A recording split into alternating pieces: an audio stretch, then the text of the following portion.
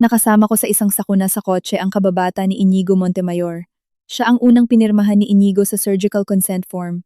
Inutusan niya ang mga doktor na unahin ang operasyon ni Katarina, pagkatapos ay nag-alalang naghintay sa labas ng kwarto nito sa loob ng 5 oras.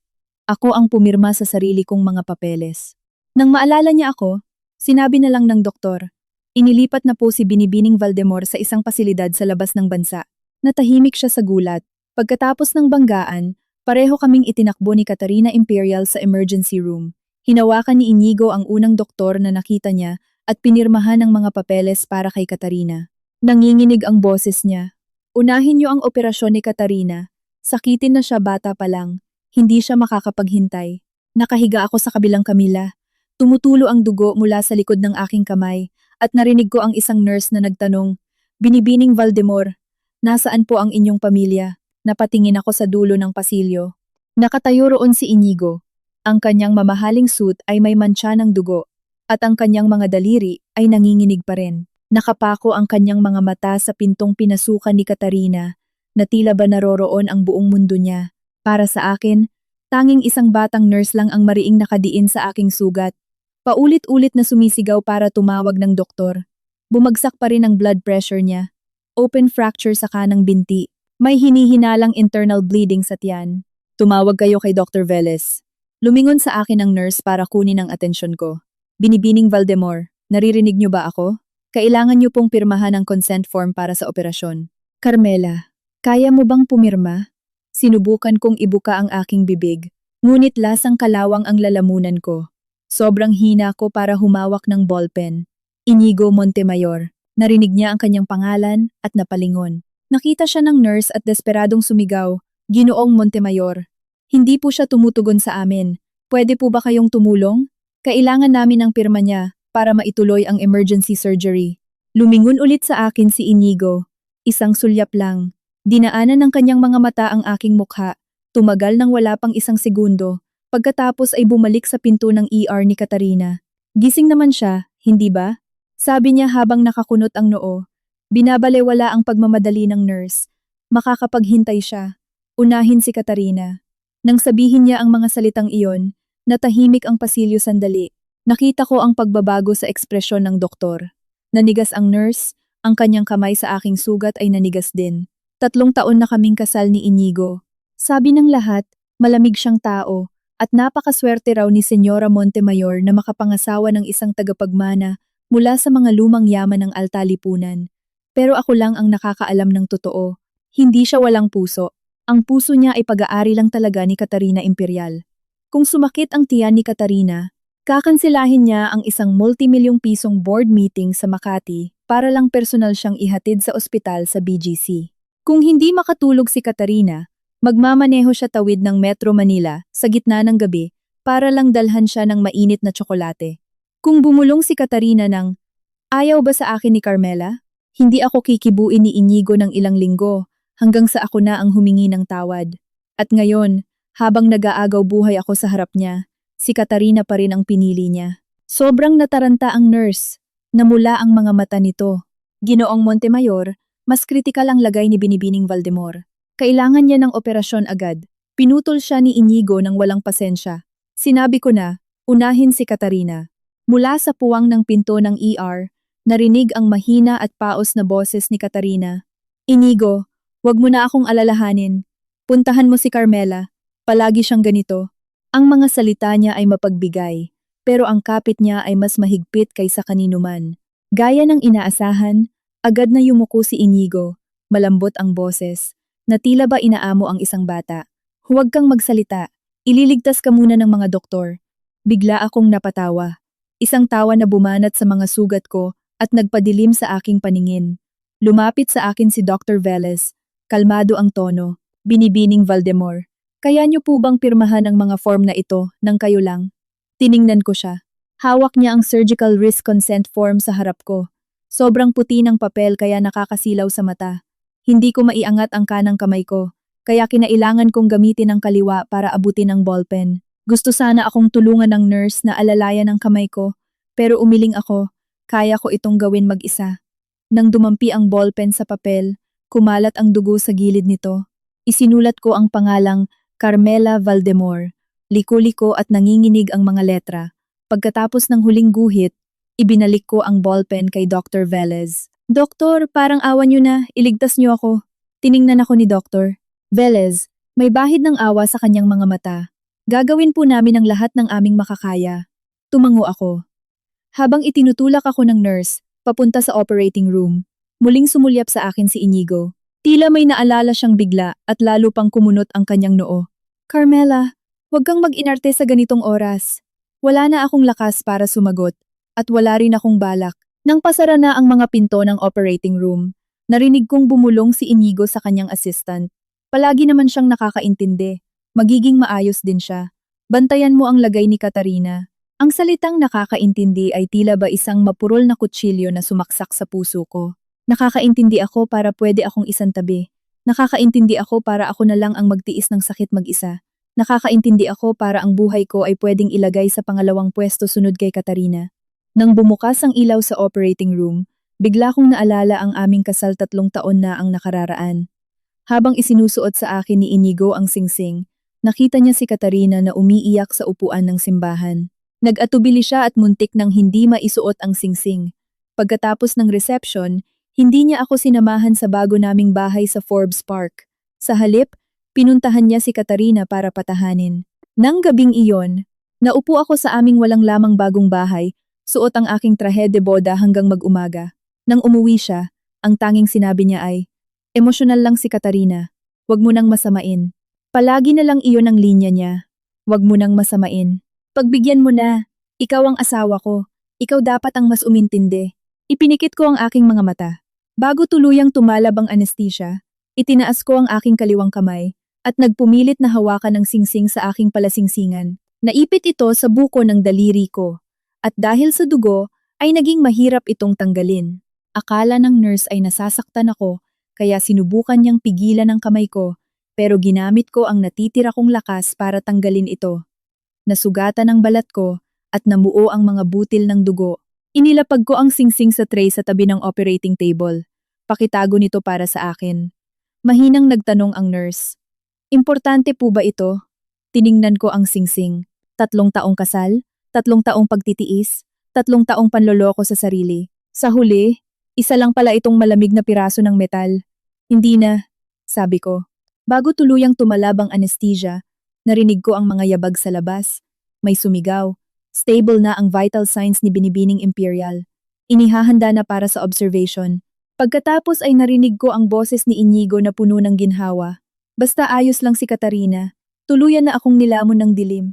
Sa sandaling iyon, tuluyan ko nang inamin. Hindi sa walang oras si Inigo para mahalin ako. Hindi niya lang talaga ako kailanman inuna. Nang magising ako, pakiramdam ko ay kinayod ng liha ang lalamunan ko. Walang tao sa kwarto, walang Inigo, walang pamilya Montemayor, tanging isang malamig na puting ilaw at ang tunog ng mga makina. Sinubukan kong igalaw ang kanang binti ko at isang nakakapasong sakit ang gumuhit dito. Binalot ng makapal na gasa ang tiyan ko at bawat paghinga ko ay parang tinutusok ng mga karayom. Napansin ng isang nurse na gising na ako at agad na tinawag si Dr. Velez. Binuklat niya ang aking chart at sumulyap sa akin. Binibining Valdemor, matagumpay ang operasyon nyo. Gayunpaman, matagal ang magiging paggaling nyo. Mangangailangan ng pangalawang reconstructive surgery ang kanang binti nyo at kailangan nating bantayan ang sugat sa tiyan para sa panganib ng impeksyon. Paos ang boses ko. Napatigil si Dr. Velez, isang mild concussion at ilang gasgas sa braso. Inilipat na siya sa isang regular na kwarto. Ipinikit ko ang aking mga mata. Siyempre, ang taong inuna ni Inigo para sa operasyon ay di hamak na mas kaunti ang sugat kaysa sa akin. Pumunta ba rito si Inigo? Tanong ko. Naging asiwa ang mukha ng nurse. Hindi itinago ni Dr. Velez ang totoo. Hindi po. Nakasama siya ni Binibining Imperial sa buong oras. Natahimik ang kwarto. Hindi ako umiyak. Marahil nasimot na ng operasyon ang lahat ng luha ko. O baka naman tuluyan ng napatid ang pisi sa loob ko. Tumitig lang ako sa kisame at mahinang sinabi, ang cellphone ko. Iniabot ito sa akin ng nurse. Basag ang kalahati ng screen, pero buti na lang at bumukas pa rin. Wala ni isang missed call. Walang mensahe mula kay Inigo na nakapin sa pinakataas ng messages app ko. Ang biyenan ko, sa kabilang banda, ay nag-iwan ng ilang voicemails. Pinakinggan ko ang una. Carmela, sobrang natakot ang kawawang si Katarina. Bilang asawa ni Inigo, dapat ikaw ang pumunta at kumumusta sa kanya paggising mo. Huwag mo nang pahirapan pa si Inigo. Ang pangalawa, wag kang mag-iinarte dyan porke inuna ni Inigo ang mga papeles ni Katarina. Alam mo naman kung gaano siya kasakitin mula pa pagkabata. Ang pangatlo, ang isang asawa ng Montemayor ay kailangang maging kalmado at kagalang-galang. Kung talagang mahal mo si Inigo, huwag mo na siyang bigyan pa ng problema sa mga ganitong oras. Pinakinggan ko ito. Pagkatapos ay inilapag ang cellphone nang nakataob sa kumot. Kaya pala, ang muntik ko ng pagkamatay ay isa lang pagbibigay ng problema kay Inigo. Namuo ang luha sa mga mata ng nurse.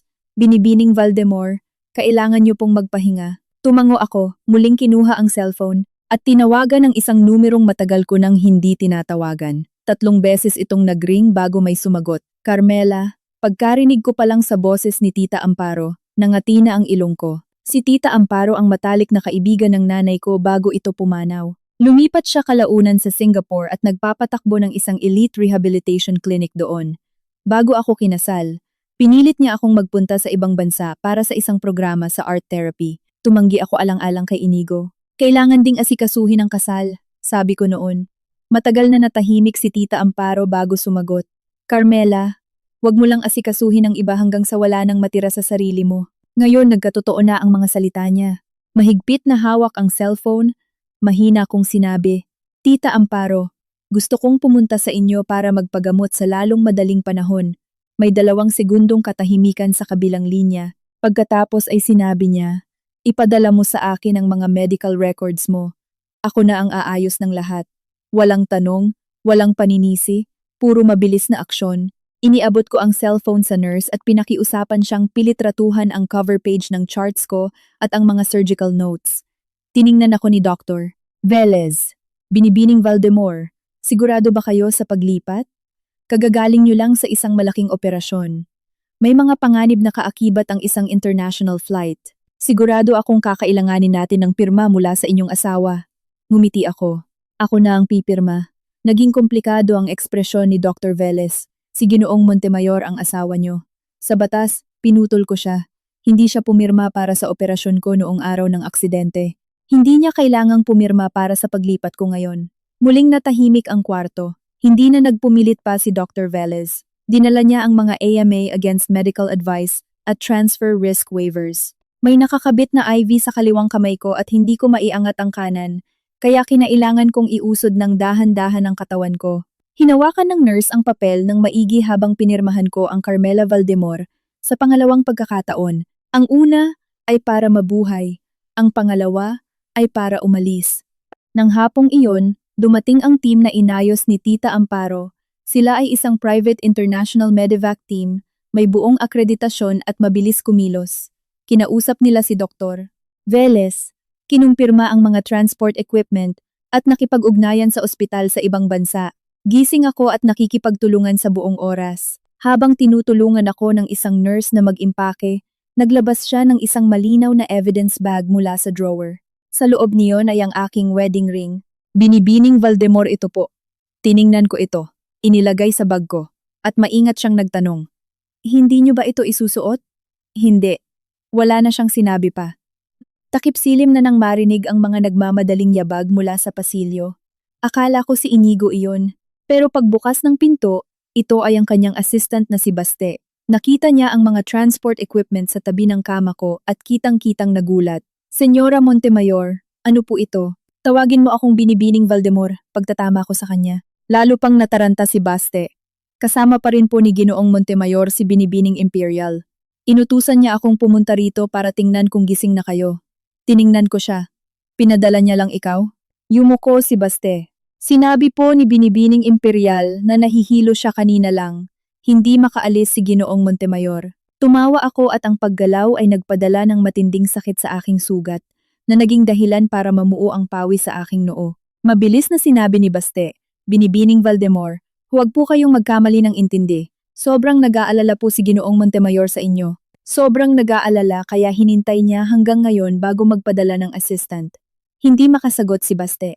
Kinuha ko ang cellphone ko at ibinackup ang mga voicemails ng aking biyenan, ang mga timestamps ng ospital, at mga litrato ng mga pinirmahang consent forms sa aking iCloud.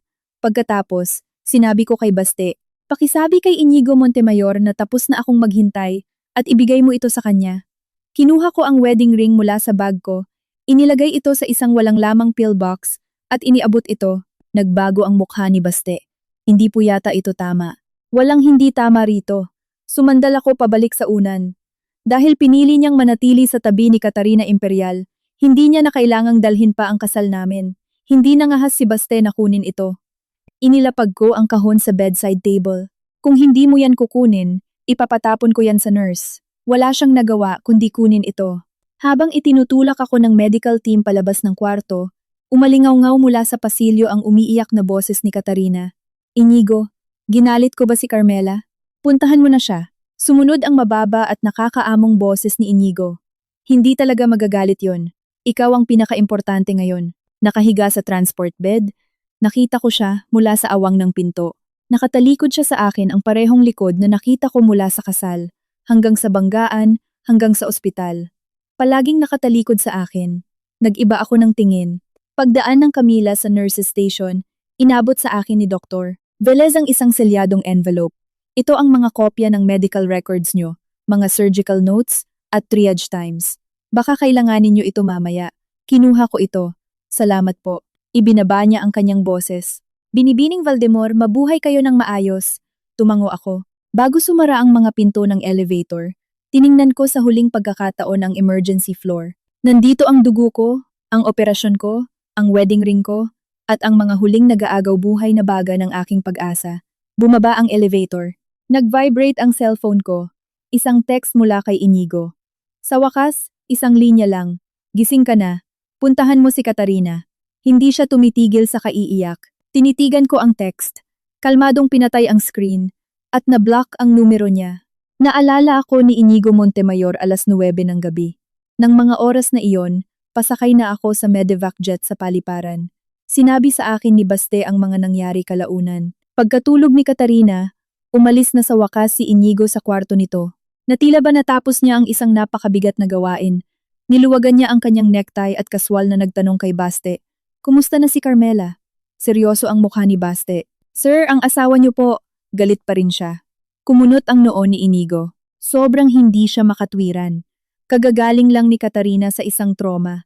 Bilang asawa ko, dapat mas nakakaintindi siya sa mga ganitong oras. Iniabot sa kanya ni Baste ang pillbox. "Pinapabigay po ng asawa niyo." Binuksan ito ni Inigo. Nang makita niya ang singsing sa loob, agad na nagdilim ang mukha niya. Ano ang ibig sabihin nito? Hindi nangahas na magsalita si Baste.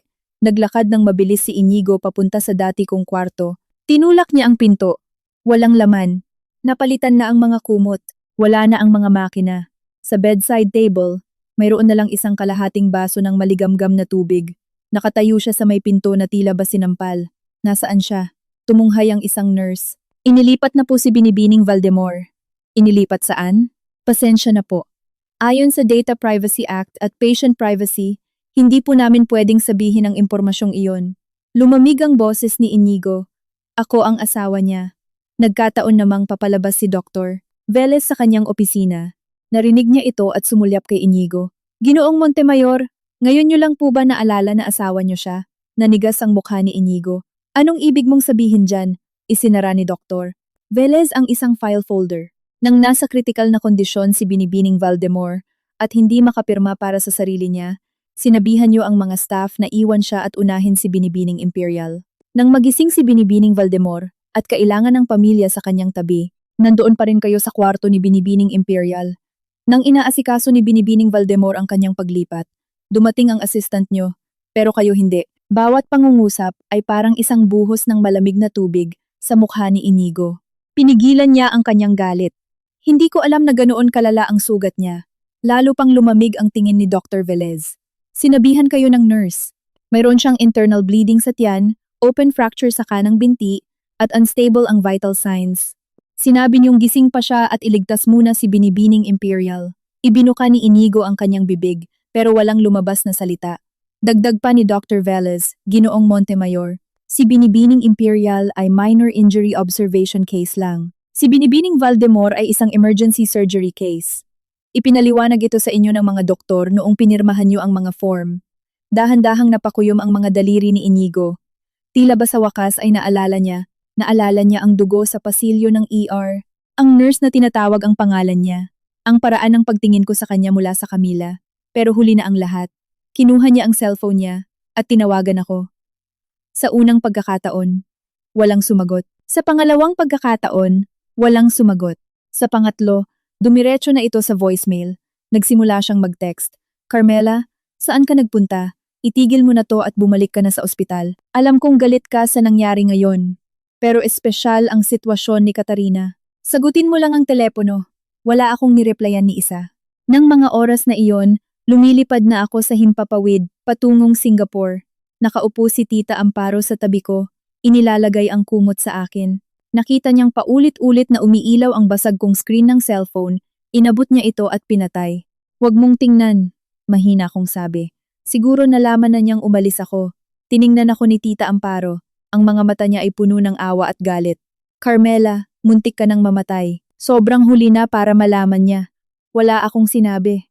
Nang dumaan sa matinding pag-uga ang sinasakyan naming jet, isang mapurol na sakit ang kumirot sa buong katawan ko.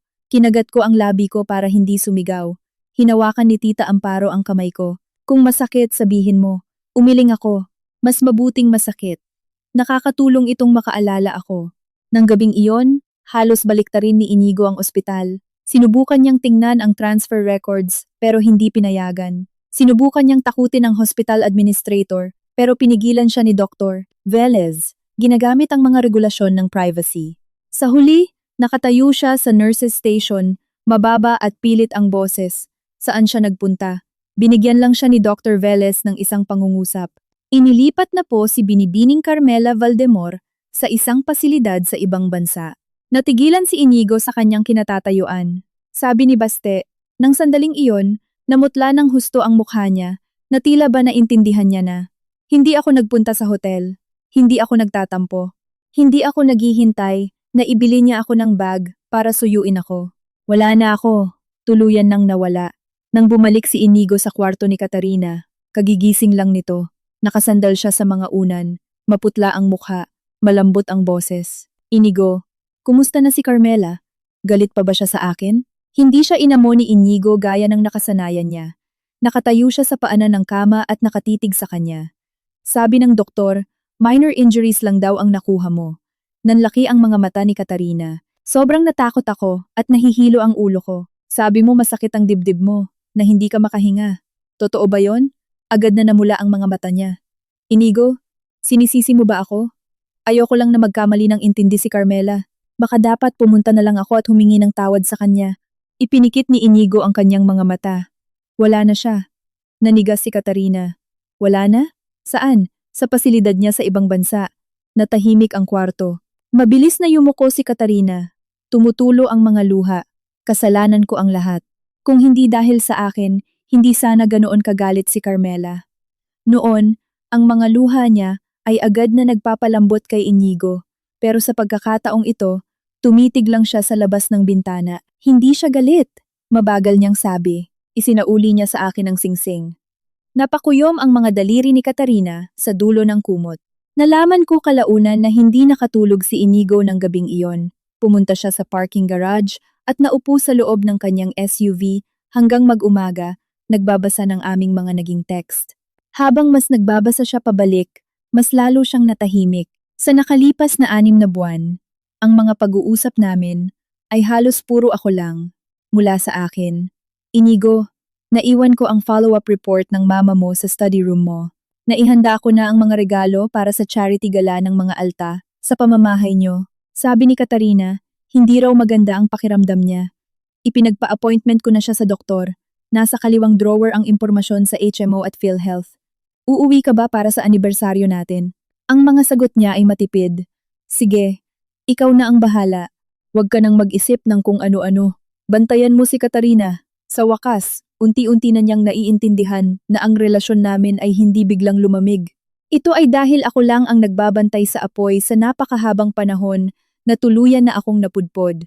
Kinabukasan, nalaman ng aking biyenan na nagpunta ako sa ibang bansa at agad na tinawagan si Inigo. Anong ibig sabihin nito? Tatakbo papuntang abroad, pagkatapos mismo ng banggaan. Gusto ba niyang gawing katatawanan ng pamilya Montemayor sa Manila Polo Club? Paos ang boses ni Inigo. Mama, malala ang sugat niya. Kahit pasugatan siya, hindi niya pwedeng basta-basta na lang itapon ang pag-uugali sa labas ng bintana. Nasa ospital pa rin si Katarina. Bilang asawa ng kapatid-kapatiran niya, hindi man lang siya dumalaw, at sa halip, hinubad pa ang singsing para takutin ka. Matagal na natahimik si Inigo, nagpatuloy ang kanyang ina. Inigo, hindi mo pwedeng palayawin ang mga babae. Huwag mo siyang hahabulin. Wala siyang pamilyang sasalo sa kanya. Babalik din yan ng kusa pagkalipas ng ilang araw. Dati ay naniniwala si Inigo doon. Palagi niyang iniisip na wala akong kawala. Matagal nang pamanaw ang mga magulang ko at malayo ang loob ko sa mga kamag-anak ko. Matapos siyang pakasalan, ginawa ko ng sarili kong pamilya ang mga Montemayor. Nakakasiguro siyang hindi ako aalis kailanman. Pero hindi niya alam na pagkatapos pumirma ng isang tao sa sarili niyang surgical consent form sa bingit ng kamatayan, hindi na niya kailangan ng ibang tao bilang tatakbuhan. Nagiging sarili na nila itong sandigan. Paglipas ng 3 araw, nakatanggap si Inigo ng email mula sa isang abogado. Ang nagpadala ay mula sa Macaraig and Associates. Malinaw ang subject line. Tungkol sa pagsasawalang bisa ng kasal at paghahati ng mga ari-arian ni na Binibining Carmela Valdemor at Ginoong Inigo Montemayor. Tinitigan ni Inigo ang screen ng buong 1 minuto nang hindi gumagalaw. Pagkatapos ay bigla siyang tumayo at idinyal ang numero ko. Hindi pa rin makontakt. Sa halip tinawagan niya ang abogado. Magalang at kalmado ang boses ni Atty. Enzo Macaraig. Ginoong Montemayor, ang kasalukuyang pisikal na kondisyon ni Binibining Valdemor ay nagpapahirap sa direktang pakikipag-usap sa inyo. Mangyari po lamang na idaan sa aking law firm ang lahat ng mga susunod na transaksyon. Nagngit-ngit ang mga ngipin ni Inigo. Siya ba ang nag-utos sa iyong ipadala yan? Humihingi ba siya ng diborsyo o annulment? Nasaan siya? Tumigil sandali si Enzo. Ginoong Montemayor, sinayang niyo na ang isang pagkakataon para malaman ang kondisyon niya sa ospital. Wala na po kayong karapatang magtanong kung nasaan siya ngayon. Naputo lang tawag. Mahigpit na hawak ni Inigo ang kanyang cellphone at sa unang pagkakataon ay nakaramdam ng tunay at buong pagkatarantang takot. Sa unang linggo ko sa Rehabilitation Center sa Singapore, hindi ako makatulog dahil sa sakit. May brace ang kanang binti ko at hindi ko pwedeng isugal na mabanat ang sugat sa tiyan ko. Ang simpleng pagtulong lang ng nurse para makaupo ako ay nagpapabasa na sa akin ng malamig na pawis. Kinuha ni Tita Amparo ang pinakamagaling na physical therapist para sa akin. Sa unang sesyon ko sa binti, sobrang tindi ng sakit kaya nagdilim ang paningin ko at muntik ko nang makagat ang labi ko hanggang sa dumugo. Nagtanong ang therapist, gusto niyo po bang tumigil muna? Tiningnan ko ang maaliwalas na tanawin ng syudad sa labas ng bintana at sinabing, ituloy niyo lang. Sa mga oras na iyon, hindi ko na iniisip si Inigo. Hindi sa nawala na ang sakit sa puso. Ito ay dahil ang pisikal na sakit ay sobrang partikular at nakakaubos kaya natabunan na nito ang kirot sa puso ko. Araw-araw pagising ko, kinukuha ang temperatura ko, pinapalitan ang mga gasa, nagpapacheck up, physical therapy, kumakain, at natutulog. Bawat isang gawain ay tungkol sa pananatiling buhay. Kabilang na si Inigo sa lumang mundo, ang mundong muntik nang mag-iwan sa akin sa labas ng operating room. Sa ika-7 araw, ipinadala sa akin ni Enzo ang draft ng kasunduan para sa hiwalayan. Kaklase ko siya sa kolehiyo. Ngayon ay isang kilala at walang awang family law attorney. Pumunta siya sa kasal ko 3 taon na ang nakararaan. Sa reception, nakita niyang umalis si Inigo sa kalagitnaan ng event para hanapin si Katarina at isa lang ang sinabi niya. Carmela, ang pinakamapanganib na bagay sa isang kasal ay kapag nagkukunwaring tulog ang isang tao. Hindi ko naintindihan noon. Naintindihan ko na ngayon. Malinaw ang kasunduan. Humihingi ako ng pagsasawalang bisa ng kasal. Mananatiling hiwalay ang premarital assets.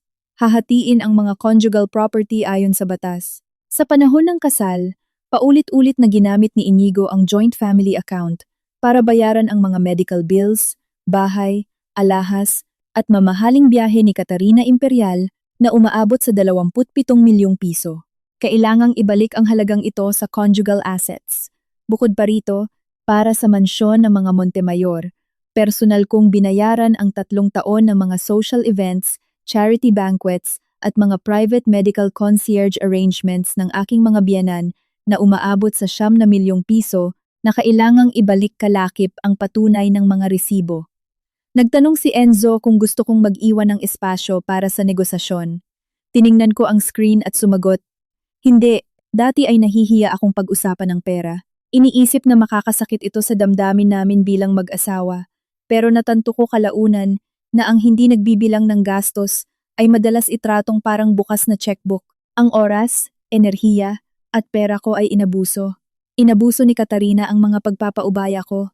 Inabuso ni Inigo na hinding-hindi ako magagalit. Kaya ngayon, bibilangin ko ang bawat sentimo."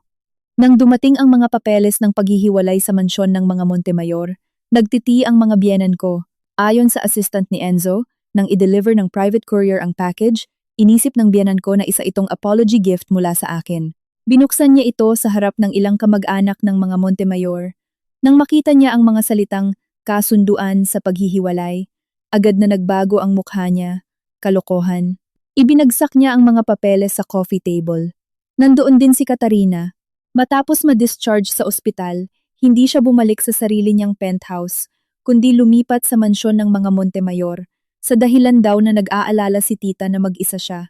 Nakasuot siya ng puting knit dress at sa pulso niya ay ang isang vintage heirloom diamond bracelet na personal kong pinili para sa biyanan ko sa isang auction noong nakaraang taon. Sabi ng biyanan ko, nagdadala raw ng magandang enerhiya ang mga brilyante sa mahina niyang kalusugan at pwede raw hiramin muna ito ni Katarina. Noon, ngumiti lang ako. Ngayon, naiintindihan ko na hindi iyon pagiging mapagbigay. Iyon ay ang paulit-ulit kong isinusuko ang sarili kong mga hangganan. Hawak ng biyenan ko ang kasunduan, matalim ang boses. May gana pa siyang humingi ng pera.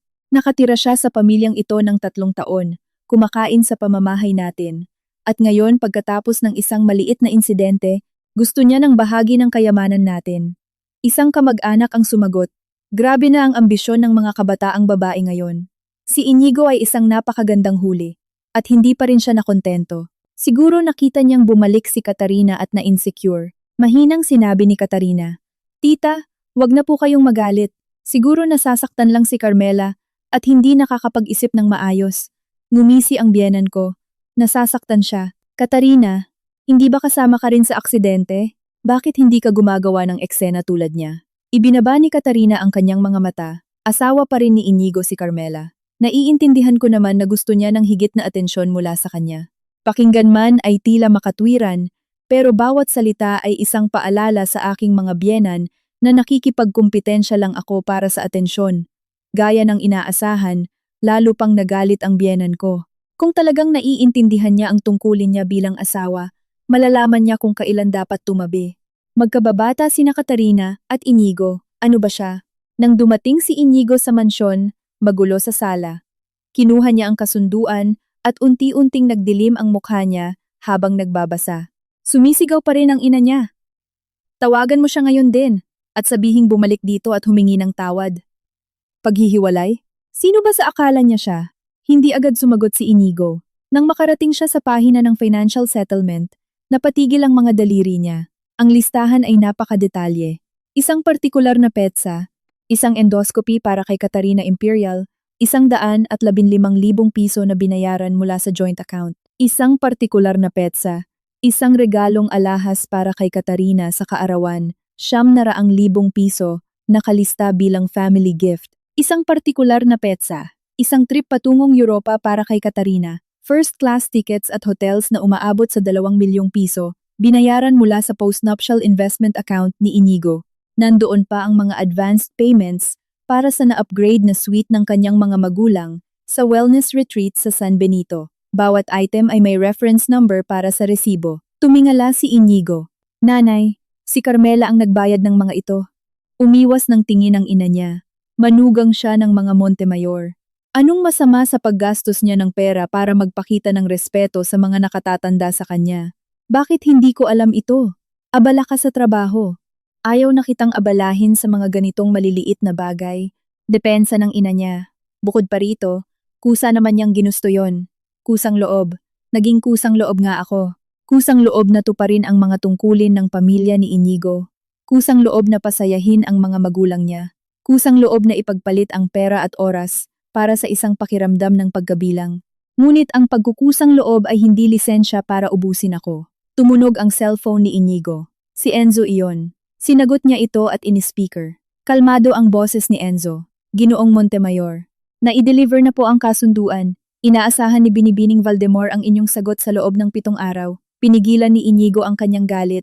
Gusto ko siyang makausap ng direkta. Tumanggi po si Binibining Valdemor. Ako ang asawa niya. Sa kasalukuyan, opo. Pero hindi po iyan pumipigil sa kanya na kumuha ng legal counsel. Inagaw ng ina niya ang cellphone. Sabihin mo kay Carmela Valdemor na kung gusto niya ng hiwalayan, maaari siyang umalis ng walang bitbit. Hindi bibigyan ng pamilya Montemayor ng kahit isang sentimo ang babaeng yan. Tumigil sandali si Enzo. Senyora Montemayor, hindi po humihingi si Binibining Valdemor ng anumang bagay na hindi sa kanya sa ilalim ng batas. Sa katunayan, kung tatanggi ang pamilya Montemayor na ibalik ang mga pondong personal niyang isinulong, magsasampa kami ng kasong sibil. Nanginginig sa galit ang kanyang ina. Tinatakot mo ba ako? Hindi po ito pananakot. Isa itong abiso. Naputo lang tawag. Nakakatakot ang katahimikan sa sala. Tumayo si Katarina. Namumula ang mga mata. Inigo, baka dapat puntahan ko na lang si Carmela at magpaliwanag. Hindi ko alam na galing sa joint account ninyo ang perang iyon. Pwede ko naman unti-unting bayaran. Agad na naging protektibo ang kanyang ina. Bayaran ng alin? May sakit ka. Tama lang na alagaan ka ni Inigo. Pero tiningnan lang siya ni Inigo. Katarina, alam mo ba kung saan galing ang perang iyon? Namutla ang mukha ni Katarina. Akala ko pera mo. Hindi na nagtanong pa si Inigo.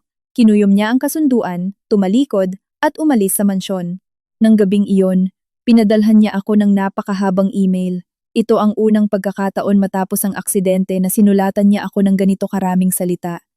Sinabi niya na hindi niya alam na ganoon kalala ang sugat ko. Sinabi niya na nataranta siya sa ospital noong araw na iyon.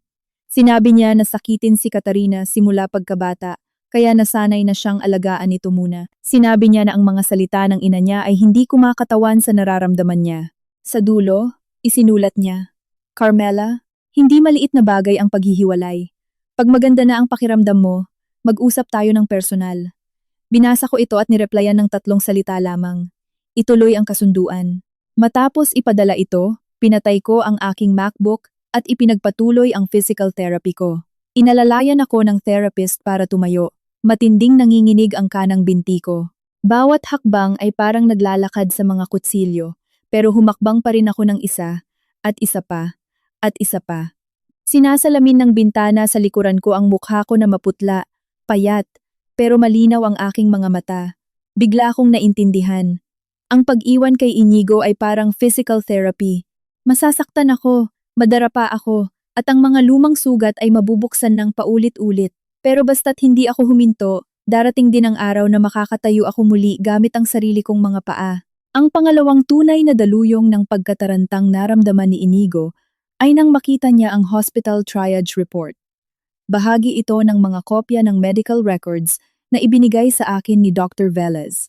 Nakasulat dito sa itim at puti, Carmela Valdemor, triage level 1, blunt abdominal trauma, suspected internal hemorrhage, open fracture ng kanang binti, kailangan ng agarang operasyon. Katarina Imperial, triage level 3, mild concussion, soft tissue contusion sa kaliwang braso, stable ang vitals, inirerekomenda ang observation.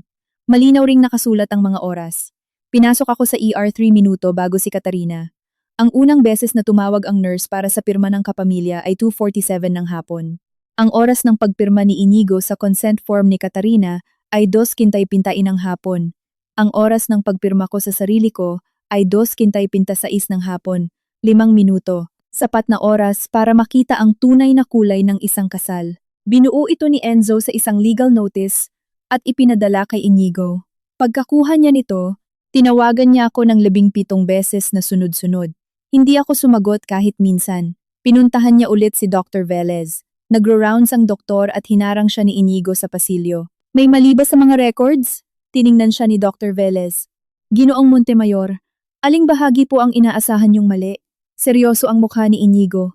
Mukhang malala talaga ang lagay ni Katarina noon. Walang tigil sa kasasabi si Binibining Imperial na nahihilo siya at masakit ang dibdib niya. Pero walang ipinakitang indicators ang mga tests na nangangailangan ng agarang operasyon. pero mahina ang puso niya simula pa noong bata siya. Binuksan ni Dr. Velez ang test results. Tiningnan namin. Walang acute cardiac issues. Natulala si Inigo. Sakitin na si Katarina simula pa noong bata. Ang pangungusap na iyon ay naging get out of jail free card. Sa loob ng maraming taon, ginamit niya ito para makakuha ng napakaraming bagay. Ang presensya ni Inigo, ang pagkiling ng pamilya Montemayor, at ang paulit-ulit kong pagpapaubaya. Pero hindi nakikisakay sa pag-arte niya ang mga medical reports. Sinasabi lang nito ang totoo. Dala ang report, pinuntahan ni Inigo si Katarina. Nasa solarium siya sa mansyon ng mga Montemayor, humihigop ng artisan tea mula sa isang porselanang tasa. Nang makita niya ito, dali-dali niyang ibinaba ang tasa at hinigpitan ang balot ng kanyang mamahaling shawl. Inigo, anong ginagawa mo rito? Hindi ba't busy sa opisina? Inilapag ni Inigo ang report sa harap niya. Noong araw ng banggaan, bakit mo sinabing hindi ka makahinga? Nanigas si Katarina. Sobrang natakot lang ako. Sabi ng doktor, wala kang problema sa puso. Agad na namula ang mga mata niya. Kaya ngayon, iniisip mo na nagkukunwari ako. Walang sinabi si Inigo. Mabilis na pumatak ang mga luha ni Katarina. Alam kong sinisisi ako ni Carmela, pero hindi ko rin naman ginusto na mangyari ang aksidente. Inigo, hindi ka naman ganito dati. Hindi mo ako pinagdududahan ng dahil sa ibang tao dati. Ibang tao. Tinawag niya akong ibang tao. Ako, ang legal na asawa ni Inigo Montemayor, ay isa lang tagalabas sa kanyang pananalita. Tiningnan siya ni Inigo at bigla niyang naramdaman na para siyang isang estranghero. Pero hindi niya pa rin tuluyang pinutol ang ugnayan. Higit sa isang dekada ng pinagsamang kasaysayan ay hindi kasinungalingan. Naging isang ugali na ang pag-aalaga niya kay Katarina. Ang pinaka nakakatakot na bagay tungkol sa ugali ay kaya nitong ipagkamali mo ang paboritismo bilang isang responsibilidad. At naiintindihan itong mabuti ni Katarina. Humagulgol siya ng walang kontrol. At maya-maya lang, nagmamadaling pumasok ang mga magulang ni Inigo. Inigo, pinipressure mo na naman ba si Katarina? Kakalabas niya lang ng ospital.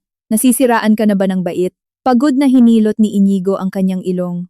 Mama, mas malala ang sugat ni Carmela kaysa sa kanya. Ngumiwi ang ina niya. Ano ngayon? Hindi ba at gumagaling naman na siya nang maayos sa ibang bansa ngayon? Mag-isa lang si Katarina rito sa Pilipinas. Kung hindi mo siya aalagaan, sino pa? May mga magulang siya. Palaging wala ang mga magulang niya. Alam mo yan. Wala ring magulang si Carmela. Sa narinig, natahimik sandali ang ina niya. Pagkatapos ay kumunot ang noo nito. Bakit mo sila pinagkukumpara? Nagpakasal sa pamilya natin si Carmela. Dapat inuuna niya ang mga Montemayor.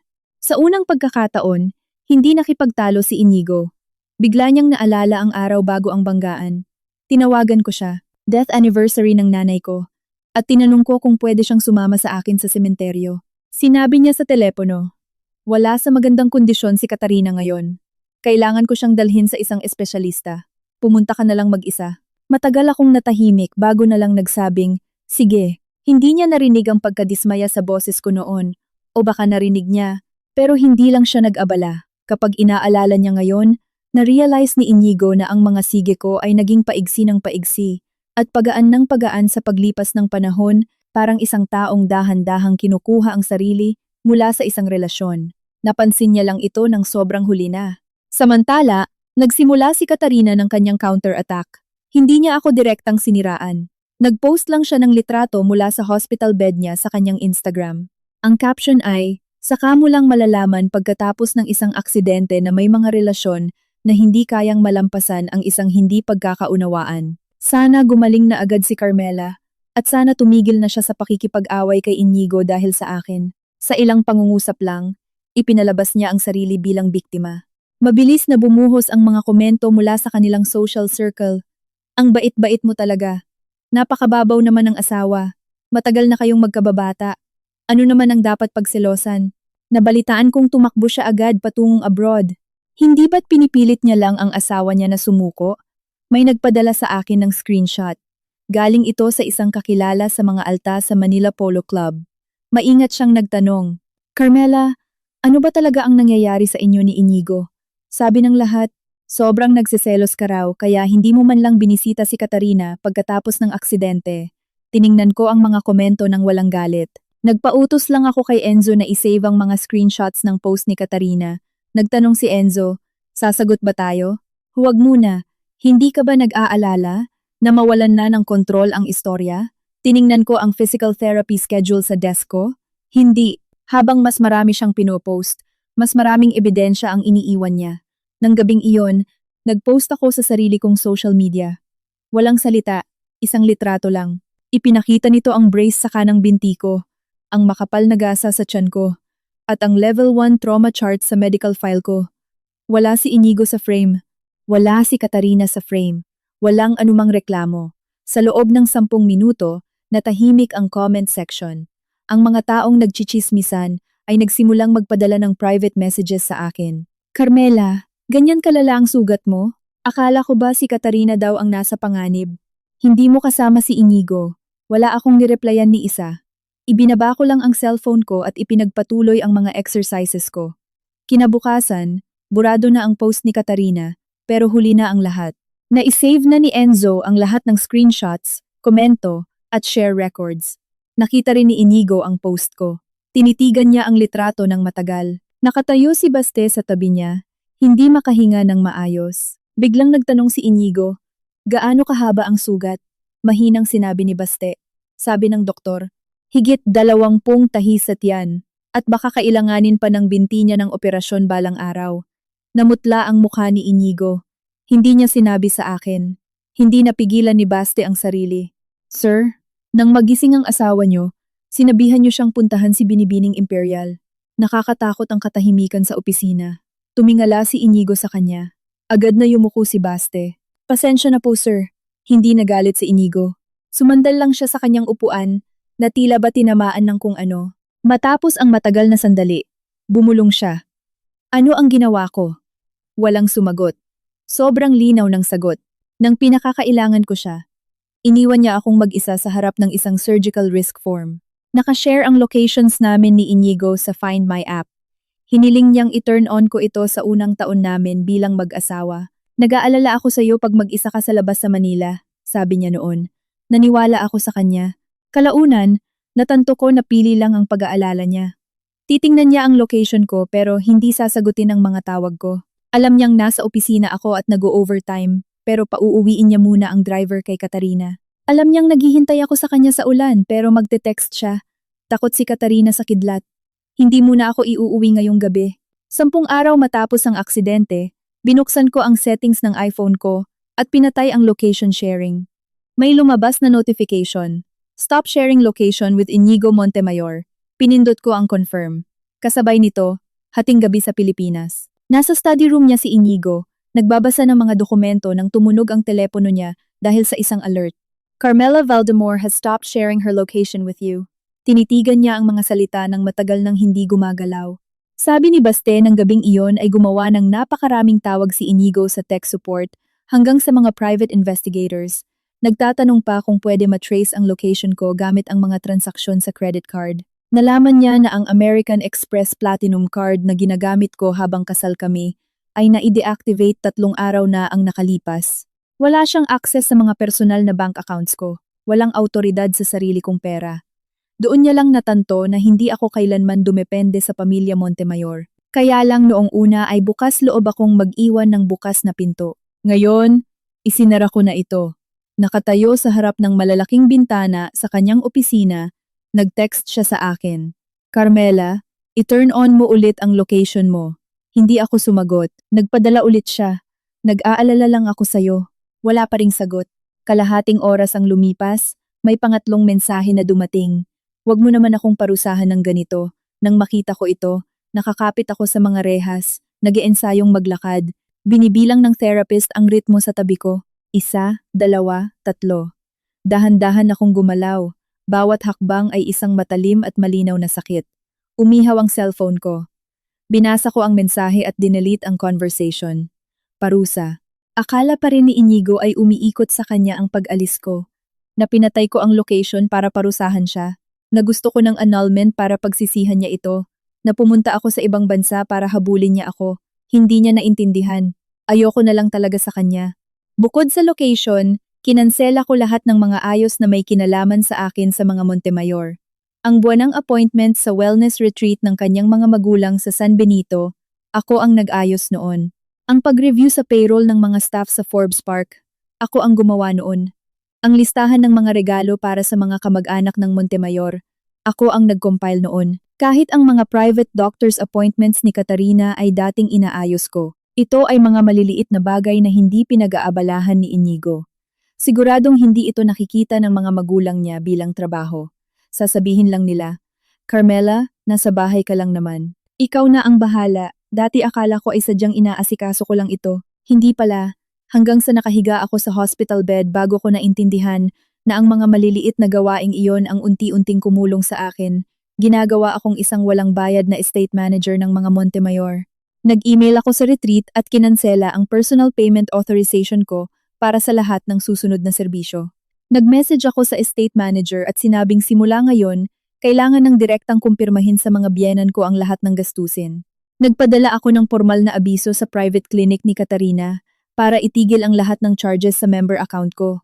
Pagkalipas ng isang oras, pumuputok na sa tawag ang cellphone ko mula sa mga biyenan ko. Hindi ko sinagot, lumipat sila sa voice messages. Carmela, anong ibig sabihin nito? Sabi ng retreat, hindi pa bayad ang fees ngayong buwan. Gusto mo ba akong maging katatawanan? Hinihingi sa akin ng mga staff sa mansyon ang mga payroll documents. Wala akong alam sa mga ito. Nagpunta si Katarina sa follow-up niya ngayon at sabi ng clinic freeze na raw ang member account niya. Magpapakababaw ka rin ba sa mga ganitong bagay? Tawagan mo ako ngayon din. I-forward ko ang mga voicemails kay Enzo. Sumagot siya ng isang salita. Ayos. Nang gabing iyon, nakatanggap ng sulat ang aking mga biyenan mula sa law firm niya. Ipinaalala nito sa kanila na wala akong legal na obligasyon para ipagpatuloy ang pagpopondo sa kanilang private retreat, mga social expenses ng mansyon o mga medical accounts ni Katarina Imperial. Nakasaad din na anumang karagdagang panghaharas ay magreresulta sa restraining order. Galit na pumasok ang biyenan ko sa opisina ni Inigo sa Montemayor Holdings sa Makati. Inihampas niya ang sulat ng abogado sa desk niya. Tingnan mo ang napakagandang asawa na pinakasalan mo. Pinapatay niya ako. Seryoso ang mukha ni Inigo matapos basahin ito. Mama, hindi naman dapat siya ang responsable sa mga bagay na ito sa umpisa pa lang. Hindi makapaniwala ang kanyang ina. Kinakampihan mo siya ngayon? Sinasabi ko lang ang totoo. Ang totoo ay nagpakasal siya sa pamilya Montemayor. Nagtamasa ng kayamanan ng mga Montemayor, kaya dapat niyang pasanin ang responsibilidad ng isang Montemayor. Tumingala si Inigo. Anong kayamanan ang tinamasa niya? Natameme ang kanyang ina. Sa loob ng 3 taon, hindi ako nagdaos ng engrandeng birthday party, hindi ako nanghingi ng alahas kay Inigo, at kahit ang honeymoon namin ay nakansela dahil nagkatrangkaso si Katarina at naospital. Nakatira ako sa mansyon ng mga Montemayor, pero mas mukha pa akong manager. Binigyan ako ni Inigo ng supplementary card, pero ang pinakamalalaking gastos nito ay ang retreat fees ng mga magulang niya at ang mga social obligations ng pamilya. Nanginginig sa galit at tarantang sumagot ang biyenan ko. Ngayon sinisisi mo ako? Hindi ba ikaw ang nagpalayaw sa kanya? Kung hindi mo sana siya pinakasalan, walang ganitong mangyayari. Mas mapagmalasakit si Katarina kaysa sa kanya.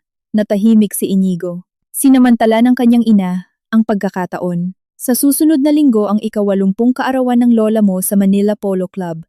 Nandoon lahat ng mga kamag-anak. Pilitin mong magpakita si Carmela sa video. Mag-apologize siya kay Katarina at papalampasin natin ang buong isyong ito.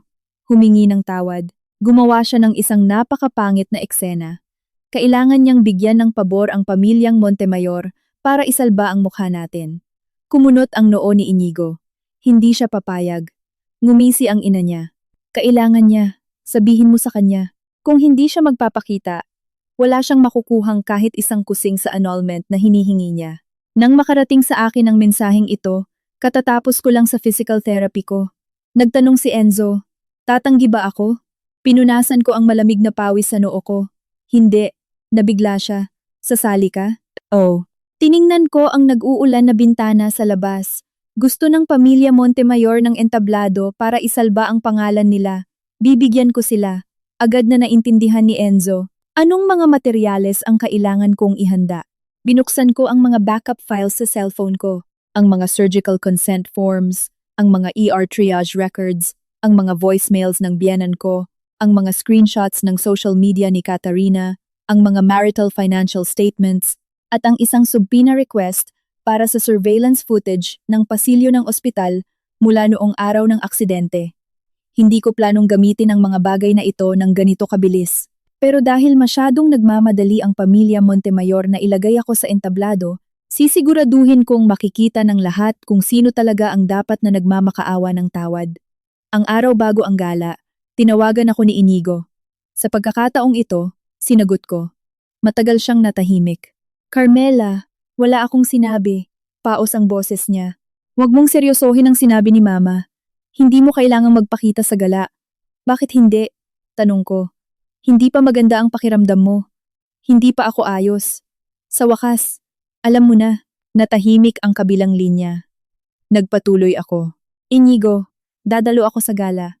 Gusto mong humingi ako ng tawad? At nagkataong mayroon din akong ilang bagay na gustong sabihin. Agad siyang nanigas. Ano ang gagawin mo? Mahina akong tumawa. Hindi ba palagi mong sinasabi na nakakaintindi ako? Tiningnan ko ang mga inorganisang ebidensya sa screen ng computer ko. Bukas, uunawain ko kayo sa huling pagkakataon.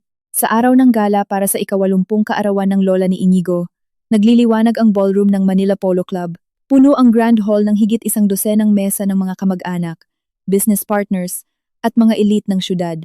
Naglagay ang mga biyenan ko ng malaking screen sa tabi ng main table, kunwari para batiin ko ng happy birthday si Lola via Zoom.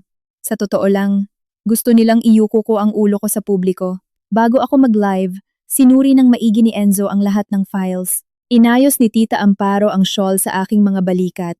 Tiningnan niya ang maputla ko pang mukha at mahinang nagtanong, "Kaya mo ba to?" Tumango ako, "Kaya ko." Nang bumukas ang kamera, may maliit na pag-ingay sa bulwagan. Nakaupo ako sa wheelchair, puting pader ng rehab center ang background ko. Kita ang brace sa kanang binti ko. Malaki ang ipinayat ko. Nakatayo si Inigo sa ibaba ng screen. Pagkakita pa lang niya sa akin, nag-iba na ang ekspresyon niya. Ang biyenan ko, sa kabilang banda, ay nag-asal na parang hindi niya nakikita ang mga sugat ko. May hawak siyang champagne flute at magiliw na ngumiti. Carmela, nandito na ang lahat. Hindi ka namin sinisisi na hindi ka makauwi dahil sa kalusugan mo. Ang tawag na ito ay una, para batiin ng happy birthday si Lola. At pangalawa, para linawin ang ilang hindi pagkakaunawaan. Tiningnan ko siya. Sige, magpatuloy ka. Nanliit ang mga mata ng biyenan ko. Hindi niya inasahan na magiging ganoon ako kakalmado. Nakaupo si Katarina sa tabi ni Inigo. Suot ang isang mapusyaw na pink na designer dress. May maliit na bandage pa rin sa kanyang braso. Nang makita niya ako, agad siyang tumayo. Carmela, wag mo namang sisihin si Inigo. Ako ang may kasalanan ng lahat noong araw na iyon. Hindi ko sana siya tinakot.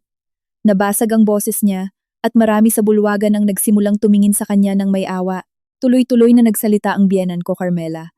Nasabi na ni Katarina ang gusto niyang sabihin. Ikaw dapat ang umintindi. Inuna siya ni Inigo noong araw na yon dahil sakitin siya bata pa lang. Para sa iyo bilang asawa niya na palakihin ito, hanggang sa pagpapawalang bisa ng kasal, ay masyado naman. Tumango-tango ang mga kamag-anak bilang pagsang-ayon. May bumulong, pinalalaki lang ng asawa ang maliit na bagay. Hindi naman siya niloko. May isa pang nagsabi, nagpapakita ng naka-wheelchair ngayon. Nagpapaawa ba siya? Nakarating ang mga bulong na ito sa tenga ko, sa pamamagitan ng mikropono. Padilim ng padilim ang mukha ni Inigo. Nagsimula siyang magsalita. Mama, tama na. Tiningnan siya ng masama ng ina niya. Manahimik ka. Kailangang maayos ito ngayon. Lumingon siya pabalik sa screen. Nag-uutos ang tono. Carmela, ngayon din sa harap ng lahat, sabihin mong hindi ka na manggugulo dahil kay Katarina at Inigo at babawiin mo ang mga papeles ng annulment. Gawin mo yan at palalampasin ko ito. Tiningnan ko ang kwartong puno ng mga bisita at naging nakakatawa ang lahat para sa akin. Muntik na akong mamatay sa operating table at ang iniimbestigahan nila ay ang kawalan ko ng pag-unawa. Napilitan akong pumirma sa sarili kong papeles ng buhay o kamatayan at iniimbestigahan nila ang desisyon kong umalis. Iniligtas ko ang sarili kong buhay at iniimbestigahan nila ako dahil nilagay ko sa kahihiyan ang pamilya. Kalmado akong tumingin sa kamera. Senyora Montemayor, dahil gusto niyong linawin ang mga hindi pagkakaunawaan, gawin natin. Itinaas ko ang isang dokumento sa kamera, sapat na malinaw ang teksto para mang-abala. Ito ang ER triage report noong araw ng banggaan. Katarina Imperial, triage level 3, minor injuries. Carmela Valdemor, triage level 1, critical condition, immediate surgery required. Isang alon ng bulungan ang umikot sa kwarto. Kumunot ang noo ng biyenan ko. Anong ginagawa mo? Hindi ko siya sinagot. Itinaas ko ang pangalawang papel. Ito ang aking surgical consent form. Nanginginig ang pirma ng Carmela Valdemor at kitang-kita ang mantsa ng dugo sa gilid ng puting papel. At ito ang consent form na kinailangan kong pirmahan para sa sarili kong life-saving surgery dahil sinabi ng asawa ko sa mga doktor na unahin si Katarina. Tuluyang natahimik ang bulwagan. Hindi malakas ang boses ko, pero sapat na malinaw para sa lahat. Noong araw ng aksidente, mayroon akong internal bleeding sa tiyan at open fracture sa kanang binti. May mild concussion at mga gasgas sa braso si Katarina. 2 beses na pinaalalahanan ng nurse si Inigo na kailangan ko ng pirma ng kapamilya. Ang sagot niya, unahin si Katarina. Nawalan ng kulay ang mukha ni Inigo na nakatayo sa ibaba ng screen. Sinubukan sumingit ng biyanan ko. Iyon ay dahil, pinutol ko siya. Dahil sakitin si Katarina, simula pagkabata. Lumabas ang pangatlong dokumento. Ang examination report ni Katarina, mula noong araw na iyon. EKG normal, vital stable, no emergency surgery required. May napasinghap. Mukhang hihimatayin si Katarina. Carmela, bakit mo ginagawa to? Nasasaktan talaga ako. Hindi ako nagkukunwari. Tiningnan ko siya. May sinabi ba akong nagkukunwari ka? Napatigil siya. Pinapakita ko lang ang mga medical records. Binibining Imperial, ano ang kinakatakot mo? Nang sabihin ko ito, nagbago ang tingin ng mga tao sa kanya. Nataranta na sa wakas ang biyenan ko. Carmela, birthday party ito. Kailangan mo ba talagang gumawa ng ganitong kapangit na eksena? Pinindot ko ang susunod na file, isang audio clip, puno ng boses ng biyenan ko ang speakers. Wag na wag kang mag-iinarte dyan porke inuna ni Inigo ang mga papeles ni Katarina. Alam mo naman kung gaano siya kasakitin. Ang isang asawa ng Montemayor ay kailangang maging kalmado. Kung talagang mahal mo si Inigo, wag mo na siyang bigyan pa ng problema. Napakilos ng hindi komportable ang ilang mga asawa sa audience. May bumulong, ganoon siya kalalang nasugatan, at sinabihan pa siyang maging kagalang-galang. Sobra naman yon. Maputla ang mukha ng biyenan ko. Nirecord mo ako? Isang voicemail ang ipinadala mo. Kalmado kong pinaalala sa kanya. Hindi na kailangang i-record. Sa wakas ay nagsalita si Inigo. Carmela, tama na yan. Tiningnan ko siya. Akala mo ba tama na? Gumalaw ang mga labi niya, pero walang lumabas na tunog. Inigo, pagpapatuloy ko. Sa nakalipas na 3 taon, sa tuwing kailangan ka ni Katarina, palagi mong sinasabi na pagbigyan ko siya. Sumakit ang tiyan niya, pinalampas ko. Hindi siya makatulog, pinalampas ko. Ang kaarawan niya, pinalampas ko. Ang mga galos niya sa banggaan, kailangan ko pa rin bang palampasin?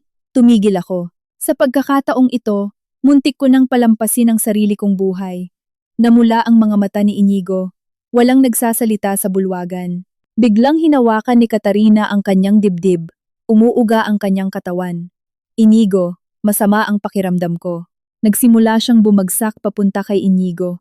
Isang galaw ito na ginamit niya ng napakaraming beses at palagi itong gumagana. Pero sa pagkakataong ito, hindi agad siya sinalo ni Inigo. Napasubsob siya sa isang silya, isang mukha ng nakakagulat na kahihiyan. Agad na tumakbo sa kanya ang biyenan niya. Katarina, doktor, tumawag kayo ng doktor. Habang pinapanood na nangyayari ang pamilyar na dramang ito, kinlik ko ang huling file. Ito ay buod ng mga physical exam reports ni Katarina mula sa isang pribadong ospital sa loob ng nakalipas na 3 taon. Binura ni Enzo ang mga personal na impormasyon. Pinanatili lang ang mga bahaging may kinalaman sa mga sakit na sinasabi niya sa publiko. Ipinakita ng mga reports na kailanman ay hindi siya formal na na-diagnose ng seryosong sakit sa puso. Tinitigan ni Inigo ang screen ng tuluyang naninigas. Nagsimulang umiyak si Katarina. Bakit lahat pinipilit ako? Natatakot lang akong mawala si Inigo. Pagsabi niya nito, na-realize niyang nagkamali siya ng salita. Umalingaw-ngaw ang bulungan sa bulwagan. Nanginginig ang kamay ng biyanan ko. Dahan-dahang lumingon si Inigo para tingnan siya. Mawala ako. Ang mukha ni Katarina ay tila isang maskara ng takot. Hindi ko na sila tiningnan. Hinarap ko na lang ang lola. Lola, happy birthday po. Pasensya na sa pag-abala sa party niyo ngayon. Ang lola, na tahimik lang sa head table, ay tumingin sa akin at nagpakawala ng mahabang buntong hininga. Carmela, nagkasala ang pamilya Montemayor sa iyo. Hindi makapaniwala ang biyenan ko. Mama, inihampas ng lola ang kanyang tungkod sa sahig. Manahimik ka. Natahimik ang buong kwarto. Bago ko pinatay ang screen, tiningnan ko si Inigo. Mapapaso ang divorce agreement sa loob ng 3 araw. Pagkatapos niyan, magsasampa ako ng kaso sa korte. Nagdilim ang screen, naputol ang video feed. Sumandal ako sa wheelchair ko, basang-basa ng malamig na pawis ang likod ko. Inabutan ako ni Tita Amparo ng isang basong maligamgam na tubig. Masakit ba? Tiningnan ko ang blankong screen at mahinang sinabi. Masakit. Pero ngayon, hindi dahil kay Inigo. Para sa akin ito dahil sa wakas ay pinunit ko ang bulok na kasal na iyon gamit ang sarili kong mga kamay. At ito ay isang magandang klase ng sakit. Pagkatapos ng gala, tuluyang nabaliktad ang istorya tungkol sa pamilya Montemayor. Mabilis kumalat ang balita sa mga alta. Dati, tinawag nila akong selosa at hindi marunong mag-alaga ng asawa. Ngayon, sinasabi nilang mga bully ang pamilya Montemayor at masyadong inabuso ni Catarina Imperial ang kanyang pagiging damsel in distress. Naging desperado ang mga biyenan ko. Pinatanggal ng lola ang mga gamit ni Catarina mula sa mansyon. Sa araw na umalis si Catarina, humagulgol siya ng todo. Tinawagan niya si Inigo, pero hindi ito sumagot. Nag-text siya. Inigo, pababayaan mo rin ba ako? Sobrang natakot lang ako. Natakot ako na aagawin ka sa akin ni Carmela. Magkababata tayo. Nangako ka na aalagaan mo ako palagi. Naging ebidensya ang mga mensaheng ito ng kanyang motibo kalaunan. Ipinaalam sa akin ni Enzo na nagsimula nang umupa si Catarina ng mga online trolls at PR spin doctors. Gusto niyang baliktarin ang kwento na ang orihinal na asawa ay ginagamit ang mga sugat niya para i-cyberbully ang mahinang kababata. Nagtanong si Enzo kung gusto ko bang maglabas ng lawyer statement. Sabi ko, hintayin mong lumapit siya sa akin. Nagulat si Enzo. Sigurado kang lalapit siya? Sigurado ako. Ang mga taong tulad ni Catarina ay sanay na nakukuha ang gusto nila gamit ang luha, hinahayaang iba ang lumaban para sa kanila. Kapag tumigil si Inigo sa pagtatanggol sa kanya, matataranta siya. At kapag nataranta siya, kikilos siya ng padalos-dalos. Gaya ng inaasahan, 3 araw ang lumipas, lumitaw siya sa labas ng rehabilitation center sa Singapore. Katatapos ko lang sa session ko at nagpapahinga sa cafe. Suot niya ang isang cream-colored na designer coat. Maputla pa rin ang mukha niya, mukhang isang piraso ng papel na madaling tangayin ng hangin, pero ang mga mata niya ay walang kahinaan, puro hinanakit. Umupo siya sa tapat ko. Carmela, pwede ba tayong mag-usap? Sumulyap ako sa pampublikong security camera sa malapit. Pagkatapos ay sa voice memo app sa iPhone ko. Mag-usap, mahina niyang sabi. Ano pa bang gusto mo? Sapat na ang paghihirap ni Inigo. Muntik na akong tumawa. Nasa isang rehabilitation center ako para matutong maglakad ulit at sinasabi mong pinapahirapan ko siya. Kinagat ni Catarina ang labi niya. Pero mahal niya ako sa huli. Direkta ang mga salita, hindi balot ng pagmamanipula. Tumango ako at mukhang nagulat siya sa pagiging kalmado ko. Kaya bakit hindi ka pa umalis noon? Alam mong magkababata kami. Alam mong hindi niya ako kayang bitawan. Hindi ba nakakatawa? Kumakapit pa rin sa titulong Senyora Montemayor. Banayad na tumunog ang gilid ng kape ko sa mesa. Tiningnan ko siya. Nang mag-propose sa akin si Inigo, nag-aaral ka pa sa ibang bansa. Siya mismo ang nagplano ng kasal. Siya mismo ang nag-file ng marriage license sa munisipyo. Catarina, walang nagtali sa kanya. At kinaladkad siya sa altar. Nanigas ang mukha niya. Ginawa niya lang yon para inisin ako. Di sa kanya ka magreklamo. Carmela Valdemor. Tumaas na rin ang boses niya. Tumingin sa amin ang mga tao sa paligid. Agad niya itong ibinaba. Huwag kang magmalinis. Gusto mo lang makakuha ng mas malaking pera mula sa annulment. Kapag wala ang apelyidong Montemayor, ano ka ba? Wala kang pamilya na sasalo sa'yo. Pamilyar ang linyang iyon. Sinabi na iyon ng mga biyenan ko. Sinabi na ng mga kamag-anak. At ngayon sinasabi na rin ni Catarina. Iniisip nilang lahat na ang pinakamalaking kahinaan ko ay wala akong pamilya. Kinuha ko ang cellphone ko. Tiningnan ang recording time at nagpatuloy. Nakatitig sa akin si Catarina. Nire-record mo ba ako? Pampublikong lugar, pinoprotektahan ko ang sarili ko. Nagbago ang mukha niya, pagkatapos ay ngumisi. Sige lang, akala mo iiwan ako ni Inigo dahil dito? Nangako siya sa kuya ko na aalagaan niya ako habang buhay. Tumigil ako sandali. Ang kuya ni Catarina, na si Javier, ang matalik na kaibigan ni Inigo, namatay siya sa isang trahedya 10 taon na ang nakararaan. At palaging nakokonsensya si Inigo dahil hindi niya ito nailigtas. Iyon ang dahilan kung bakit napaka-protektibo niya kay Catarina. Ito ang guilt ni Inigo, at ito ang tali ni Katarina. Dahil nakitang tahimik ako, mukhang nagwagi siya. Hindi mo alam ano? Basta banggitin ko ang kuya ko, lalambot na si Inigo. Hindi kanya mahal. Wala siyang utang na loob sa'yo. May utang na loob siya sa pamilya namin. Tiningnan ko siya. So, ginagamit mo pala yon sa buong panahon na to. Ngumiti si Katarina. Ginagamit? Ito ang dapat niyang gawin. Kung hindi dahil sa kuya ko, tingin mo narating ni Inigo Montemayor kung nasaan siya ngayon? Hindi ako sumagot. Nagpatuloy siya. Carmela, mas mabuti pang alam mo kung kailan ka dapat sumuko. Pirmahan mo na ang annulment, pero bawiin mo ang financial claims at itigil mo na ang pagpapalabas ng mga ebidensya. Kung hindi, marami akong paraan para kamuhian ka ni Inigo. Pinindot ko ang stop sa recording. Magaan ang boses ko.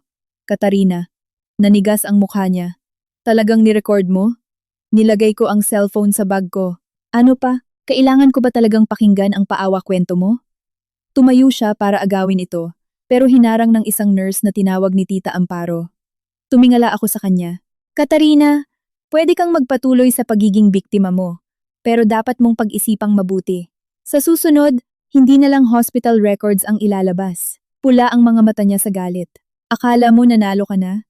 Kahit makipaghiwalay ka sa kanya, ako pa rin ang pinakaimportanteng tao sa puso ni Inigo. Itinulak ko paabante ang wheelchair ko.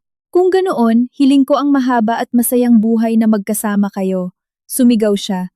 Magsisisi ka. Hindi ako lumingon pabalik. Hindi ko agad pinalabas ang recording. Pinapunta muna ni Enzo ang kopya kay Inigo. Nasa isang board meeting si Inigo nang matanggap niya ito.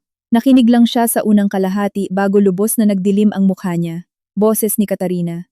Nangako siya sa kuya ko na aalagaan niya ako habang buhay. Boses ni Katarina. Basta banggitin ko ang kuya ko. Lalambot na si Inigo. Boses ni Katarina. May utang na loob siya sa pamilya namin. Yumuko ang lahat sa boardroom. Walang nangahas na gumawa ng ingay. Pinatay ni Inigo ang recording, kinuha ang cellphone, at lumabas. Tinawagan niya si Katarina. Mabilis na sumagot. Paos ang boses sa luha. Inigo, sa wakas sinagot mo rin ang tawag ko. Nagtanong si Inigo. Pumunta ka kay Carmela? Nagatubili siya. Gusto ko lang humingi ng tawad sa kanya. Sinabi mong may utang na loob ako sa pamilyang imperial. Natahimik ang kabilang linya. Nagsimulang umiyak si Katarina. Inigo, hindi yun ang ibig kong sabihin. Tinulak ako ni Carmela. Paulit-ulit siyang nangaasar. Sinabi mo na basta banggitin mo ang kuya mo. Lalambot na ako. Hindi po. Boses mo ang nasa recording. Napahagulgol si Katarina. Nakatayo si Inigo sa dulo ng pasilyo at ipinikit ang mga mata niya. Sa loob ng maraming taon, akala niya ay nagbabayad siya ng kasalanan. Totoong ipinagkatiwala ni Javier ang kapatid niya sa kanya bago ito mamatay. Pero ang pag-aalaga ay hindi pagpapalayaw. Ang guilt ay hindi armas para gamitin laban sa ibang inosenteng tao. At hindi niya pwedeng gamitin ang 3 taon ng kasal ko para bayaran ang inaakalang utang ni Javier. Pagkaraan ng mahabang katahimikan, sinabi niya, Katarina, mula ngayon, may ipapamanage ako ng trust fund at mga asikasuhin mo, pero hindi na ako personal na makikialam. Tumili si Katarina. Iniiwan mo ako dahil kay Carmela Valdemor. Malamig ang boses ni Inigo. Mas nauna ko siyang iniwan. Kasabay noon, ibinaba niya ang telepono. Nang gabing iyon, nagpabook siya ng flight papuntang Singapore. Sinubukan siyang pigilan ni Baste. Sir, baka hindi po kayo harapin ni Binibining Valdemor. Tumitig si Inigo sa labas ng bintana. Kung ganoon, hihintayin ko siya sa labas. Wala nang sinabi pa si Baste. Alam ng lahat na nagsisimula na sa wakas magsisi si Inigo. Pero ang pagsisisi, ang pinakawalang silbing bagay. Hindi nito kayang bawasan ng kahit 1% ang sakit na naramdaman ko sa labas ng operating room. Hindi rin ito mababalik sa pagiging blankong papel ang consent form na pinirmahan ko mismo. Sa araw ng pagdating ni Inigo sa Singapore, bumubuhos ang ulan at makapal ang ulap. Nasa physical therapy room ako, nagpa-practice maglakad pataas at pababa ng hagdanan. Hindi pa rin buo ang lakas ng kanang binti ko, at bawat hakbang ay parang ipinapakong-pako sa buto. Inaalalayan ng therapist ang braso ko. Tama na yan para sa ngayon. Umiling ako. Isa pa, eksaktong dumating ang isang nurse sa pinto. Binibining Valdemor, mayroon pong Ginoong Montemayor sa labas na gustong makita kayo. Nanigas ang paa ko sa hagdan. Agad na kumunot ang noo ni Tita Amparo. Hindi natin siya haharapin. Nag-aalalang tumingin ang nurse. Sabi niya kaya niya raw maghintay. Kumapit ako sa rehas at dahan-dahang tumayo ng tuwid. Huwag mo siyang intindihin. Naghintay si Inigo sa labas ng rehabilitation center buong araw. Bumagsak ang ulan sa designer coat niya, mula sa bintana sa ground floor. Nakikita ko siya, at nakikita niya ako. Nang magkatitigan kami, lumiwanag ang mga mata niya. Agad siyang nagsimulang maglakad palapit, pero pinigilan siya ng security guard. Hindi niya pinilit ang sarili niya. Nakatayo lang sa labas habang pinapanood ako. Dati, hindi niya kailangang maghintay para makita ako. Isang tawag lang at aayusin ko na ang lahat. Kung uuwi siya ng late, iiwan kong bukas ang ilaw. Kung sumasakit ang tiyan niya, ipagluluto ko siya ng hapunan. Kung malungkot siya, ako ang unang hihingi ng tawad. Ngayon, sa pagitan ng salamin, natututunan niya na kaya ko rin pala siyang iwan sa labas. Kinagabihan, nagtanong si Tita Amparo, talaga bang hindi mo siya haharapin? Tiningnan ko ang brace sa binti ko. Haharapin ko siya. Nagulat si Tita Amparo. Mas mabuting nasasabi ang ilang bagay ng harap-harapan. Kinabukasan, isang aide ang nagtulak sa akin papunta sa visitor's lounge. Nandun na si Inigo. Malaki ang pinayat niya. May dark circle sa ilalim ng mga mata at mga tumubong balbas sa kanyang baba. Nang makita niya akong pumasok ng naka-wheelchair, napabikwas siya ng tayo. Carmela. Itinaas ko ang kamay ko. Upo. Nanatili siyang nakatayo. Nahulog ang tingin sa aking binti. At pagkatapos ay sa aking tiyan. Nakasuot ako ng maluwang na sweater. Pero bakat pa rin ang higpit kung saan ang sugat. Gumalaw ang kanyang lalamunan. Masakit pa ba? Nakakatawa ang tanong na iyon. Ano sa tingin mo? Namula ang kanyang mga mata. Patawad. Tiningnan ko siya ng kalmado. Ang isang taong tulad ni Inigo ay bihira humingi ng tawad. Dati, kahit na mali siya, sasabihin niya lang, kalimutan na natin to o huwag na natin tong pag-isipan. Masyado nang huli ang kanyang patawad ngayon. Patawad para saan? Tanong ko. Nagulat siya. Tinulungan ko siya. Patawad na hindi ako ang unang kinumusta sa aksidente. Patawad na hindi mo pinirmahan ang surgical consent form ko. Patawad na pinapirma mo ako mismo sa sarili kong form. Patawad na may minor injuries si Katarina, pero inutusan mo ang mga doktor na unahin siya. O patawad na matapos kong magising, ang una mong text ay pinapupunta ako kay Katarina. Bawat tanong, mas lalong namumutla ang mukha ni Inigo. Mahina siyang bumulong. Lahat, para sa lahat. Masyadong tahimik. Kumuha ako ng kopya ng medical file ko mula sa bag at itinulak ito palapit sa kanya. Nakita mo na ang digital copy, pero mas malinaw ang papel. Nanginginig ang kamay niya nang kunin niya ito. Binuklat niya ang mga surgical notes, ang medication logs, ang post-operative infection risk assessment, ang mga rekomendasyon para sa secondary reconstructive surgery, ang mga rehabilitation evaluations. Bawat pahina ay nagsasabi sa kanya na hindi ako nag-inarte lang. Gumapang ako pabalik mula sa bingit ng kamatayan. Umabot si Inigo sa huling pahina at pumatak ang isang luha sa papel. Ito ang unang pagkakataon na nakita ko siyang umiyak. Kakaiba at hindi nakakagaan tulad ng iniisip ko sana. Ang pakiramdam ko ay huli na. Sobrang huli na ang lahat. Paos ang boses niya. Hindi ko alam. Ipinaalam sa'yo ng nurse. Nataranta ako. Nang nataranta ka, alam mo pa rin kung sino ang mas importante. Hindi niya masagot iyon. Natahimik ang kwarto ng matagal. Biglang naglakad papunta sa akin si Inigo at lumuhod sa isang paa. Carmela, bigyan mo ako ng isa pang pagkakataon. Tumingin ako sa kanya pababa. Naghintay ako ng 3 taon para marinig ang mga salitang ito. Sa tuwing iniiwan niya ako para kay Katarina, iniisip ko noon. Kapag tumalikod siya, kapag sinabi niya na alam niyang mali siya, mapapatawad ko siya. Pero ngayon na dumating na ang araw na iyon, ang naramdaman ko lang ay kamanhiran. Inigo, alam mo ba kung anong iniisip ko nung hubarin ko ang singsing ko sa operating table? Tumingala siya. Ang mga mata ay puno ng sakit. Iniisip ko, sabi ko, kung mamamatay ako, magsisisi ka ba? Napakuyom ang kamay niya. Carmela, at naintindihan ko rin. Tiningnan ko siya. Hindi ko pwedeng itaya ang buhay ko sa kung magsisisi ka man o hindi. Nanginginig ang boses niya. Magbabago ako. Magbabago? Tumango ako. Magbabago ka panandalian dahil sa guilt. Lalayuan mo si Katarina. Magiging mabait ka sa akin. Susubukan mong bumawi. Pero Inigo, hindi na ako handang masaktan para lang magising ka. Namutla ang mukha niya. Inabot ko sa kanya ang isa pang dokumento. Ito ang final version ng papeles para sa annulment at paghahati ng ari-arian. Pina-evaluate na muli ni Enzo ang assets ayon sa batas. Para sa parte ni Katarina, Kung gusto mong sagutin ito para sa kanya, pwedeng idagdag bilang suplemento. Hindi niya ito kinuha. Hindi ako pipirma. Tiningnan ko siya. Kung ganoon, magkikita tayo sa korte. Sa wakas, kumislap ang takot sa mga mata ni Inigo. Kailangan ba nating umabot sa ganito? Hindi tayo ang nag-abot sa ganito. Pagtatama ko sa kanya, ikaw ang nagpadala sa akin dito. Tila ba sinapak siya. Nakaluhod doon ng walang kibo ng matagal. Pinaalis ko ang aid para itulak ang wheelchair ko. Pagdating namin sa pinto, bigla siyang nagtanong, Carmela, kung pinirmahan ko ba ang consent form mo noong araw na yon, aabot ba tayo sa ganito? Tumigil ako. Walang kwenta na ang tanong, pero sinagot ko pa rin. Inigo, ang problema ay hindi lang iisang pirma. Tumingala siya sa akin. Sabi ko, iyon ang 3 taon ng palagi mong pagpirma para kay Katarina, nang paulit-ulit, sumara ang pinto. Pagkatapos ng araw na iyon, nanatili si Inigo sa Singapore ng 5 araw pa. Araw-araw siyang pumupunta sa rehab center, hindi gumagawa ng eksena, naghihintay lang. Sa ika-5 araw, nagpabigay ako sa nurse ng isang sulat para sa kanya. Naglalaman ito ng isang pangungusap.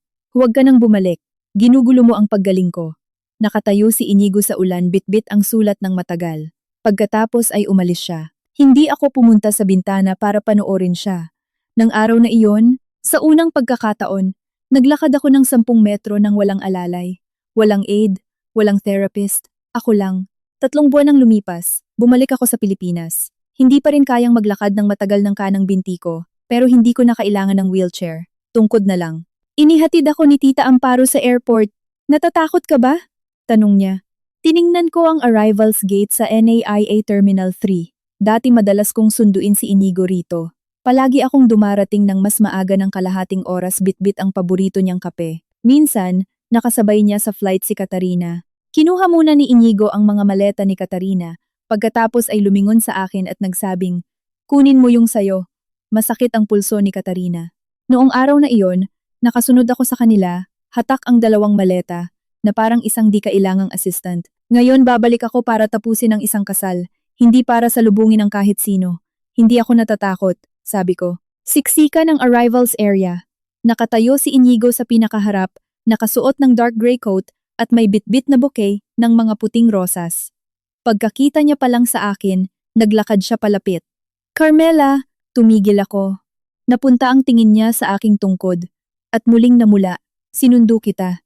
Tiningnan ko ang mga bulaklak, puting rosas. Paborito ko iyan dati. Noong una naming anibersaryo, pinaalala ko sa kanya. Nakalimutan niya.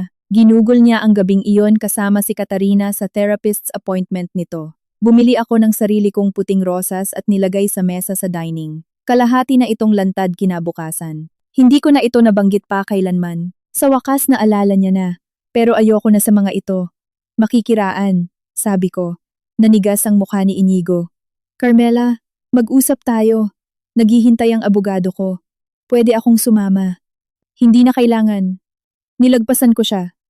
Pabalik na sana siyang aabutin ako para alalayan, pero hinarang siya ni Enzo. Tiningnan niya ng malamig si Inigo. Ginoong Montemayor, hindi po pwedeng hawakan si Binibining Valdemor ngayon. Naiwang nakataas ang kamay ni Inigo. Nagsimula na siyang makilala at pag-usapan ng mga tao sa paligid. Sa unang pagkakataon, ang mapagmataas na lalaking ito ay mukhang nawawala sa publiko. Hindi ako tumigil. Dinala ako ng premium grab car sa opisina ni Enzo sa BGC. Handa na ang mga papeles ng annulment. Sabi ni Enzo, pinipigilan at nadedelay ang panig ni Inigo. Tumatangging sumang-ayon sa mga kondisyon, pero lumambot kamakailan ang paninindigan niya. Binasa ko ang mga dokumento. Hindi siya lumambot. Gusto niyang makipagnegosasyon. Tumango si Enzo.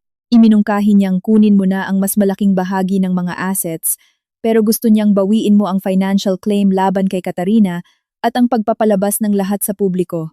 Tumawa ako. Pinoprotektahan pa rin niya ito. Hindi naman sa ganoon, sabi ni Enzo. Baka pinoprotektahan niya lang ang pangalan ng pamilyang Montemayor. Pareho lang, isinara ko ang folder. Kung ganoon, mag-press conference tayo. Tiningnan ako ni Enzo. Sigurado ka ba? Sigurado ako. Naunahan tayo ni Katarina. Kinagabihan pagka-uwi ko, isang topic ang nagtrending sa X, Twitter. Number 1, Montemayor divorce drama. Ekspertong ginawa ang artikulo para manipulahin ang opinyon ng tao. Sinasabi na sadyang pumunta ako sa ibang bansa matapos ang aksidente. Binabalewala ang pag-aalala ng asawa ko. Pinalabas nito si Katarina bilang isang inaalaga ang nakababatang kapatid na tahasan kong binubuli. Sinasabi na humihingi ako ng malaking halaga at nagdemanda pa para bawiin ang mga medical expenses ni Katarina, hindi pinapalampas pati pera ng taong may sakit. Ang kalakip na litrato ay kay Inigo sa airport na may mga bulaklak. Nasa anggulong nagmamakaawa siya sa akin, habang malamig akong naglalakad palayo. Mabilis at malupit ang mga komento. Kahit ang asawa hindi pwedeng maging ganito kalupit. Pasyente ang kababata, baliw para idemanda pa ang medical fees. Pumunta pa ang asawa sa NAIA para sunduin siya. Nagpapakipot pa. Ang babaeng ito ay isang gold digger lang. Ipinakita sa akin ni Enzo ang iPad habang pinapalitan ang dressing ng sugat ko. Namaga ang sugat dahil sa haba ng flight at masakit. Kahit magsalita man lang. Nagtanong siya, dapat na ba tayong maglabas ng statement ngayon? Umiling ako. Hindi muna, hintayin natin. Hayaan mong isali niya si Inigo. Hindi makukontento si Katarina sa paninira sa akin. Ang gusto niya talaga ay pilitin si Inigo na tumayo at ipagtanggol siya, gaya ng inaasahan. Kinabukasan, nagbigay ng exclusive interview si Katarina sa isang sikat na pop culture blog. Sa camera, nakasuot siya ng isang mamutlang damit na mukhang hospital gown, walang bakas ng kulay sa mukha. Nagtanong ang reporter, ano ang masasabi niyo sa hinihingi ni Binibining Valdemor na bayaran ninyo ang mga naging gastusin? Sabi niya nang may namumulang mga mata. Naiintindihan ko si Carmela. Siguro pakiramdam niya inagaw ko si Inigo sa kanya, pero pamilya lang talaga turing namin ni Inigo sa isa't isa. Hindi maganda ang kalusugan ko. At hindi ko intensyon na bigyan siya ng problema kailanman. Nagtanong muli ang reporter, totoo po ba na noong araw ng aksidente, si Ginoong Montemayor ang unang pumirma ng inyong consent form? Yumuko si Katarina, paos ang boses. Nawawala ang malay ko noon. Hindi ko alam ang nangyari sa labas. Kung naging dahilan ako ng pagkasugat ni Carmela, handa akong humingi ng tawad. Hindi niya itinanggi, hindi rin niya kinumpirma. Binigyang diin niya lang na wala siyang malay. Sa dulo ng interview, tumingin siya sa kamera at sinabing, sana tumigil na si Carmela sa pagpapahirap kay Inigo dahil sa akin. Marami na siyang pinagdaanan. Nag-viral ang video. Naging magulo ang PR department ng Montemayor Holdings. Tinawagan ako ni Inigo. Sa pagkakataong ito, sinagot ko. Mabilis ang boses niya. Ang trending topic, hindi ako yon. Alam ko. Ako nang bahala. Paano? Natahimik siya. Ako na ang nagsabi para sa kanya. Papahingiing tawad si Katarina, maglabas ng cease and desist, at maglabas ng isang malabong statement tungkol sa pribadong problema ng pamilya.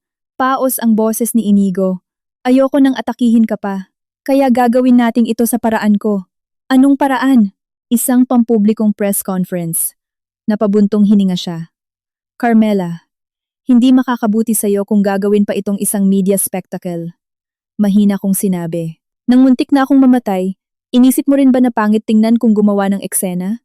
Natahimik ang kabilang linya. Nagpatuloy ako. Inigo, hindi ako natatakot na gumawa ng eksena. Ang kinakatakutan ko ay ang nakaligtas na nga ako, pero kailangan ko pa ring lunukin ang katotohanan alang-alang sa iyo. Pinatay ko ang tawag. Inayos ang press conference pagkalipas ng 3 araw sa isang ballroom sa isang hotel sa Makati. Hindi ko ginamit ang anumang koneksyon ng mga Montemayor o nag-imbita ng mga tabloid reporters, tanging mga accredited na media, kasama ang mga kamag-anak ng Montemayor at mga sosyalera na dumalo rin sa birthday gala. Pinaalala sa akin ni Enzo, ito na ang huling atake. Tumango ako. Di gawin nating sulit. Ang gabi bago ang conference, pumunta si Inigo sa hotel ko. Hindi siya umakyat, pero pinadala sa concierge ang isang kahon. Sa loob nito ay ang wedding ring at isang handwritten na sulat. Carmela, alam kong wala akong karapatang humingi ng kapatawaran, pero hindi ko kayang itapon itong singsing. Ano man ang kahihinatnan bukas, tatanggapin ko. Tiningnan ko ang singsing. Mayroon pa rin itong maliit na maitim na tuldok, isang piraso ng dugo ko. Isinara ko ang kahon at ibinigay kay Enzo. Dalhin mo bukas. Nagtanong si Enzo, ibabalik mo ba sa kanya? Umiling ako at tumingin sa labas ng bintana. Hindi ibabalik. Tatapusin ko ang isang kaso. Sa araw ng press conference, nakasuot ako ng itim na damit. Ang laylayan nito ay mahaba para takpan ng mga peklat sa binti ko. Inilagay ko ang aking tungkod sa aking tabi. Hindi ako nag-heavy makeup o nagtangkang magmukhang mahina. Inorganisa ko lang ang lahat ng ebidensya ng magkakasunod. Dumating si Inigo, naupo siya sa unang hilera. Wala si Katarina sa tabi niya. Dumating din ang kanyang mga magulang, seryoso ang mga mukha nila. Hindi dumalo ang lola, pero nagpadala siya ng abogado niya kalakip ang isang mensahe. Ang pamilyang Montemayor ay may utang na pampublikong paghingi ng tawad kay Carmela Valdemor. Nang ma-announce ito, nag-iba ang pakiramdam sa kwarto. Huling dumating si Katarina. Nakasuot siya ng maskara. Mga mapupulang mata lang ang makikita. Nang makita niya ang media, kusa siyang naglakad palapit kay Inigo, pero hindi siya iniwan nito ng upuan. Naiwan siyang nakatayo at naging asiwa bago nakahanap ng mauupuan sa huling hilera. Pagsapit ng eksaktong 10:00 ng umaga, nagsimula ang conference. Unang nagsalita si Enzo. Ang press conference na ito ngayon ay sasagot lamang sa 3 bagay. Una, ang mga medikal na katotohanan ng banggaan. Pangalawa, kung sinadya bang i-cyberbully ni Binibining Carmela Valdemor si Binibining Catarina Imperial. At pangatlo, ang legalidad ng paghahati ng mga ari-arian bilang mag-asawa ayon sa batas. Umilaw ang malaking screen. Ang unang clip ay isang timeline mula sa ER. Naka-blur ang video para sa privacy, pero malinaw ang audio. Ang nurse, Ginoong Montemayor, kailangan din po ni Binibining Valdemor ng pirma, ang boses ni Inigo. Gising naman siya, hindi ba? Unahin si Katarina, isang alon ng katahimikan ang bumalot sa kwarto. Pumikit si Inigo sa unang hilera. Narinig niya na ang linyang ito ng maraming beses, pero ang marinig itong i-broadcast sa publiko ay tila pa ring kutsilyong nagpapako sa kanya sa upuan. Nagpatuloy ang video. Ang nurse? Mas kritikal ang lagay ni Binibining Valdemor. Inigo, unahin si Katarina. May isang nagbulong sa audience. Baliw na yan. Nakayuko lang si Katarina, kinukusot ng kanyang mga daliri ang tela ng kanyang damit. Sunod ay ang 2 triage reports. Ang level 1 trauma ko kumpara sa level 3 niya. Hindi naging emosyonal si Enzo, naglahad lang ng katotohanan. Binibining Valdemor ang pumirma ng kanyang sariling surgical risk consent form ng 2:56 ng hapon. Ang observation consent form ni Binibining Imperial ay pinirmahan ni Ginoong Montemayor ng 2:06 na binwa ng hapon. Nagtaas ng kamay ang isang reporter. Kaya, hindi po sumailalim sa emergency surgery si Binibining Imperial? Sumagot si Enzo. Hindi po, siya ay nasa ilalim lang ng observation. Pumutok sa bulungan ng kwarto. Biglang tumayo si Katarina. Hindi ko alam. Akala ko talaga mamamatay na ako. Tumingin sa kanya ang lahat ng kamera. Bumabaha ang luha sa kanyang mukha. Bakit lahat pinagtutulungan ako? Biktima rin ako. Kinuha ko ang mikropono. Katarina, walang nagkakaila na kasama ka sa isang banggaan ng kotse, pero hindi mo pwedeng gamitin ang iyong minor injuries para pagtakpan ng katotohanang may isang taong pinabayaan ng nag-aagaw buhay na. Tumingin siya kay Inigo. Umiiyak. Inigo, may sabihin ka. Tumingala sa kanya si Inigo. Matapos ang matagal na pag-pause, sinabi niya, totoo ang sinasabi ni Carmela. Tila ba sinampal si Katarina? Agad namutla ang kanyang mukha. Ang pangalawang bahagi ay tungkol sa sinasabing cyberbullying. Ipinakita ni Enzo ang screenshots ng social media posts ni Katarina, mga interviews niya, at ang wire transfers para sa mga online trolls. Hindi galing kay Katarina mismo ang mga bayad, kundi mula sa assistant niya na may pondong nakatrace pabalik sa bank account ng kanyang ina. Pasimpleng sumagot si Katarina. Ang mama ko yon, nag-aalala lang siya sa akin. Wala itong kinalaman sa akin. Kalmadong sinabi ni Enzo. Binibining Imperial, ang mga naging pahayag nyo sa interview na pinipilit ni Binibining Valdemor ang paghihiwalay, humihingi ng sobrang laki, at binubuli ang isang pasyente, ay patunay na ng paninirang puri o defamation. Ididimanda namin ito sa magkahiwalay na civil suit. Gustong sumagot ni Katarina, pero hinila siya pababa ng assistant niya. Sa wakas, nagsimula na siyang matakot. Ang pangatlong bahagi ay ang financial settlement. Ipinakita ng screen ang sunod-sunod na bank statements. Ang mga gastos na binayaran ni Inigo para kay Katarina, ang mga pondong na advance ko para sa retreat ng mga magulang niya, ang mga gastusin para sa charity functions ng mansyon, bawat transaksyon ay may date, purpose, at source. Nagtanong ang isang legally savvy na reporter mula sa media, kaya hinihingi ni Binibining Valdemor ang pagbabalik ng marital assets na isang panig na ibinigay sa ikatlong partido. Tumango si Enzo. Tama, at napatunayan na ang halaga. Paunang in-audit na ito ng isang forensic accounting firm at legal itong certified. Hindi na nakatiis ang biyanan ko. Tumayo siya. Carmela, Kailangan mo ba talagang kaladkarin sa putik ang pangalan ng Montemayor ng ganito? Tiningnan ko siya. Senyora Montemayor, kailanman hindi ko ninais sirain ang pangalan ng pamilya. Kinlik ko ang huling slide.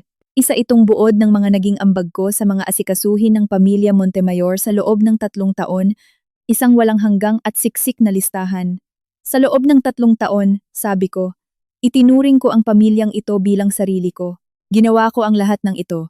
Pero noong araw ng banggaan, nang nakahiga ako sa labas ng operating room, nangangailangan ng pirma ng kapamilya, walang pumunta na kahit na sino mula sa pamilya Montemayor.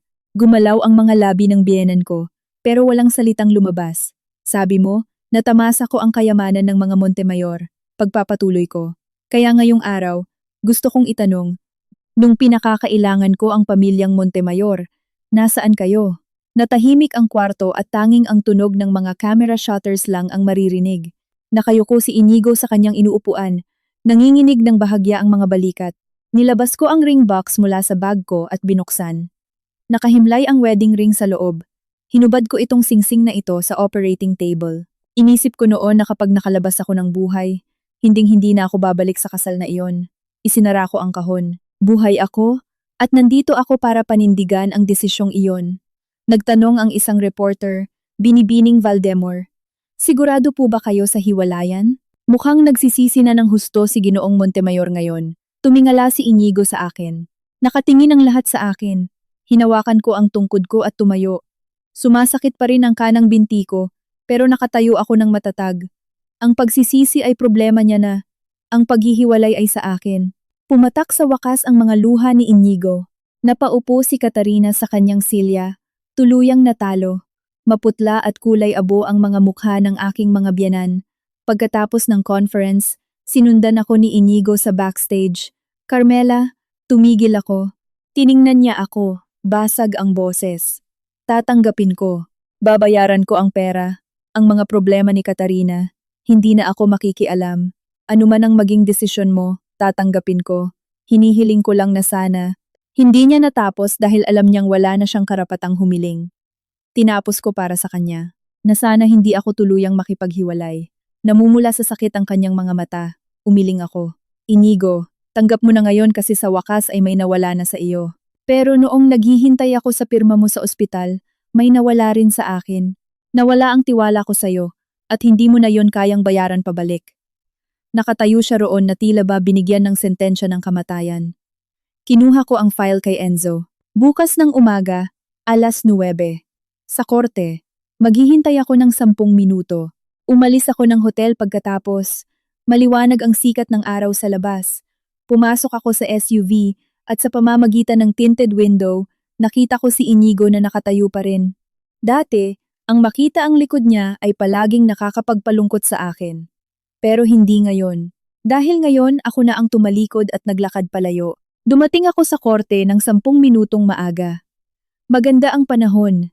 Sobrang nakakasilaw ang sikat ng araw na tumatama sa malaking hagdanan. Nakasuot ako ng isang mapusyaw na kulay ng coat, hawak ang isang file folder. Nakatayo si Enzo sa tabi ko. Nagtanong siya, "Kinakabahan ka ba?" Pinag-isipan ko ito. Hindi. Ang pinakamasakit na bahagi ng kasal na to ay hindi nangyari ngayon. Nangyari yon sa pasilyo ng ER. Sa operating table nung pumirma ako sa sarili ko. Ngayon, pagpipirma na lang ng judge ng approval sa sakit na yon. Pagsapit ng eksaktong 9:00, dumating si Inigo. Nakasuot siya ng itim na suit, mas tahimik pa kaysa noong nasa press conference. Walang assistant, walang magulang, walang Katarina, siya lang. Lumapit siya sa akin, napunta ang kanyang tingin sa walang laman kong palasingsingan. Kumusta ang binti? Nakakalakad na. Tumango siya. Mabuti yan, sabay kaming pumasok sa loob. Nang nakatayo kami sa harap ng judge para tapusin ang mga papeles, tumingin siya sa amin. Marahil ay nagulat na 2 tao na mukhang sobrang kalmado ang naghihiwalay sa isang kasal. Nagtanong siya, ayon sa proseso, kusang loob bang pumapasok ang parehong panig sa kasunduang ito? Sabi ko, opo. Natahimik si Inigo ng 2 segundo. Muling nagtanong ang judge, Ginoong Montemayor. Tumingin siya sa akin. At ang mga mata niya ay puno ng napakaraming pagsisisi, sakit, pangungulila, at isang maliit na pag-asa na nagmamakaawa. Pero hindi ko ininda. Sa huli, paos ang kanyang boses. Sinabi niya, opo, nang pumirma at magtatak ang judge ng dokumento, mahina lang ang tunog nito, pero pakiramdam ko ay dinurog nito ang huling pader sa loob ko. Hawak ko na ang dokumento ng pagpapawalang bisa, isang tumpok ng papel na may official seal ng hukom. Tiningnan ko ito ng 2 segundo at isinilid sa aking Prada tote bag. Sumunod sa akin si Inigo palabas ng building. Sa hagdanan, nagsalita siya. Carmela, tumigil ako. Sabi niya, alam kong huli na para sa kahit anong sabihin ko ngayon, pero gusto ko pa ring malaman mo na minahal kita. Tiningnan ko siya. Dati, ang mga salitang ito ay magpapalambot sa akin ng napakatagal. Pero ngayon lahat ng nararamdaman ko ay awa. Inigo, minahal mo nga siguro ako. Bahagyang nagliwanag ang mga mata niya. Ipinagpatuloy ko, pero mas minahal mo ang ideya na napapaniwala mo ang sarili mo sa pag-ibig mo. Namutla ang mukha niya. Inalagaan mo si Katarina kasi tinitingnan mo ang sarili mo bilang isang tapat na bida. Pinakasalan mo ako kasi inisip mong makatwiran ako at nababagay sa pangalan ng Montemayor. Nagsisisi ka ngayon dahil nadiskubre mo na ang taong palaging naghihintay sa iyo ay hindi na. Kalmado ang boses ko. Hindi mo ako mahal. Minahal mo lang ang katotohanang palagi akong nananatili. Pumatak ang mga luha sa mga mata ni Inigo. Tapos sa hinaharap, ang hinaharap ay wala nang kinalaman sa'yo. Pagkatapos sabihin yun, tumalikod na ako at bumaba ng hagdan. Likas na humakbang siya para sumunod, pero hinarang siya ni Enzo sa daan. Hindi na nagpumilit si Inigo. Nang makapasok ako sa sasakyan, nakita ko siya sa rearview mirror. Nakatayo pa rin sa harap ng korte. Sumisikat sa kanya ang araw, pero mukha siyang nakatayo sa isang bagyo ng ulan na kailanman ay hindi matatapos. Pagkatapos maanul at ng diborsiyo, mabilis na lumipat sa legal na proseso ang financial settlement. Hindi na nagpabagal si Inigo. Ibinilik niya ang parte ng conjugal assets na ibinigay niya kay Katarina at binayaran ako sa mga nagastos ko para sa kanyang pamilya. Walang balak na magbayad si Katarina at sinubukan pang magpaawa sa una, pero tuluyan nang nasira ang pangalan niya sa alta lipunan pagkatapos ng press conference. Ayaw na ng pamilyang Imperial ng iba pang issue kaya sinagot nila ang bahagi ng gastos niya para iwas demanda. Ilang beses niyang sinubukang puntahan si Inigo, pero hindi na siya hinarap nito. May narinig akong umiyak daw siya hanggang sa mahimatay sa labas ng Montemayor Holdings sa Makati. Ngayon, may dumating ng ambulansya, pero kailanman, hindi bumaba si Inigo. Pumunta sa Europa si Katarina sa huli, hindi para magpagamot, kundi dahil pinalayas siya ng pamilya niya para takasan ang kahihiyan. Tumahimik din ng husto ang mga biyenan ko. Ang lola ay personal na nagbalik sa mga pondong in-advance ko para sa mansyon at nagpa-wire transfer at ipinadala sa pamamagitan ng abogado ang isang letter of apology. Tinanggap ko ang pera. Hindi ko binuksan ang sulat. Hindi na kailangan pang basahin ang ilang mga paumanhin. Mas gusto kong magtiwala sa mga bank statements. Makalipas ang 6 na buwan, nagbukas ang una kong art exhibition sa isang gallery sa BGC. Self-rescue ang tema. Ang unang painting ay tungkol sa isang puting pasilyo ng ospital. Sa malayo, nakakailaw ang pulang ilaw ng isang pinto ng operating room. Sa kaliwang bahagi ng pasilyo, nakatayo ang malabong likod ng isang lalaki. Sa kanan, nakahiga sa kamila, iniangat ng isang babae ang may dugo niyang kamay para pirmahan ang sarili niyang pangalan sa isang papel. Marami ang nakatayo ng tahimik sa harap ng painting na yon. Nang makita ito ni Tita Amparo, namula ang mga mata niya. Carmela, nakausad ka na talaga. Ngumiti ako. Umuusad pa rin. Permanenteng epekto na ito sa binti ko. Sumasakit ito kapag maulan. Hindi na kailanman mawawala ang peklat sa tiyan ko. Pero hindi na ako takot tingnan to. Hindi ito mga marka ng kahihiyan. Mga patunay ito na nakaligtas ako. Sa ikalawang araw ng exhibition, dumating si Inigo. Hindi siya pumasok. Nakatayo lang siya sa kabilang kalsada, pinagmamasdan ang mga taong dumarating at umaalis mula sa entrance ng gallery. Nagtanong si Enzo kung gusto kong pakiusapan ng security na paalisin siya. Sumulyap ako sa labas ng bintana. Hindi na kailangan. Kung gusto niyang tumayo doon, pabayaan mo, pero hindi na siya makakapasok pa kailanman. Sa loob ng gallery, matagal na tumayo ang isang batang babae sa harap ng self-rescue na painting. Nagtanong siya sa akin, Ate, sa dulo po ba? Napaikot ba nung babae sa painting ang lalaki sa kanya? Pinag-isipan ko saglit at nagsabi, Oo. Mukhang nagulat ang bata. Ngumiti ako at sinabing, pero hindi niya nagusto. Ngumiti rin ang bata. Ang galing po. Oo, magaling. Dati akala ko ang paglingon pabalik sa akin ni Inigo ay ang magiging happy ending ko. Kalaunan, natanto ko na ang totoong tagumpay ay ang kaalamang kung lilingon ba siya o hindi, kaya kong magpatuloy sa paglalakad. Sa huling araw ng exhibition, isinara ko ang wedding ring sa isang display case. Sa tabi nito, isinulat ko ang isang linya ng maliit na text. Hinubad sa operating table. Walang bintang, walang galit, tanging katotohanan. Gaya ng buhay ko mula noong araw na iyon, ay hindi na kailangan pang pirmahan ng sinumang iba.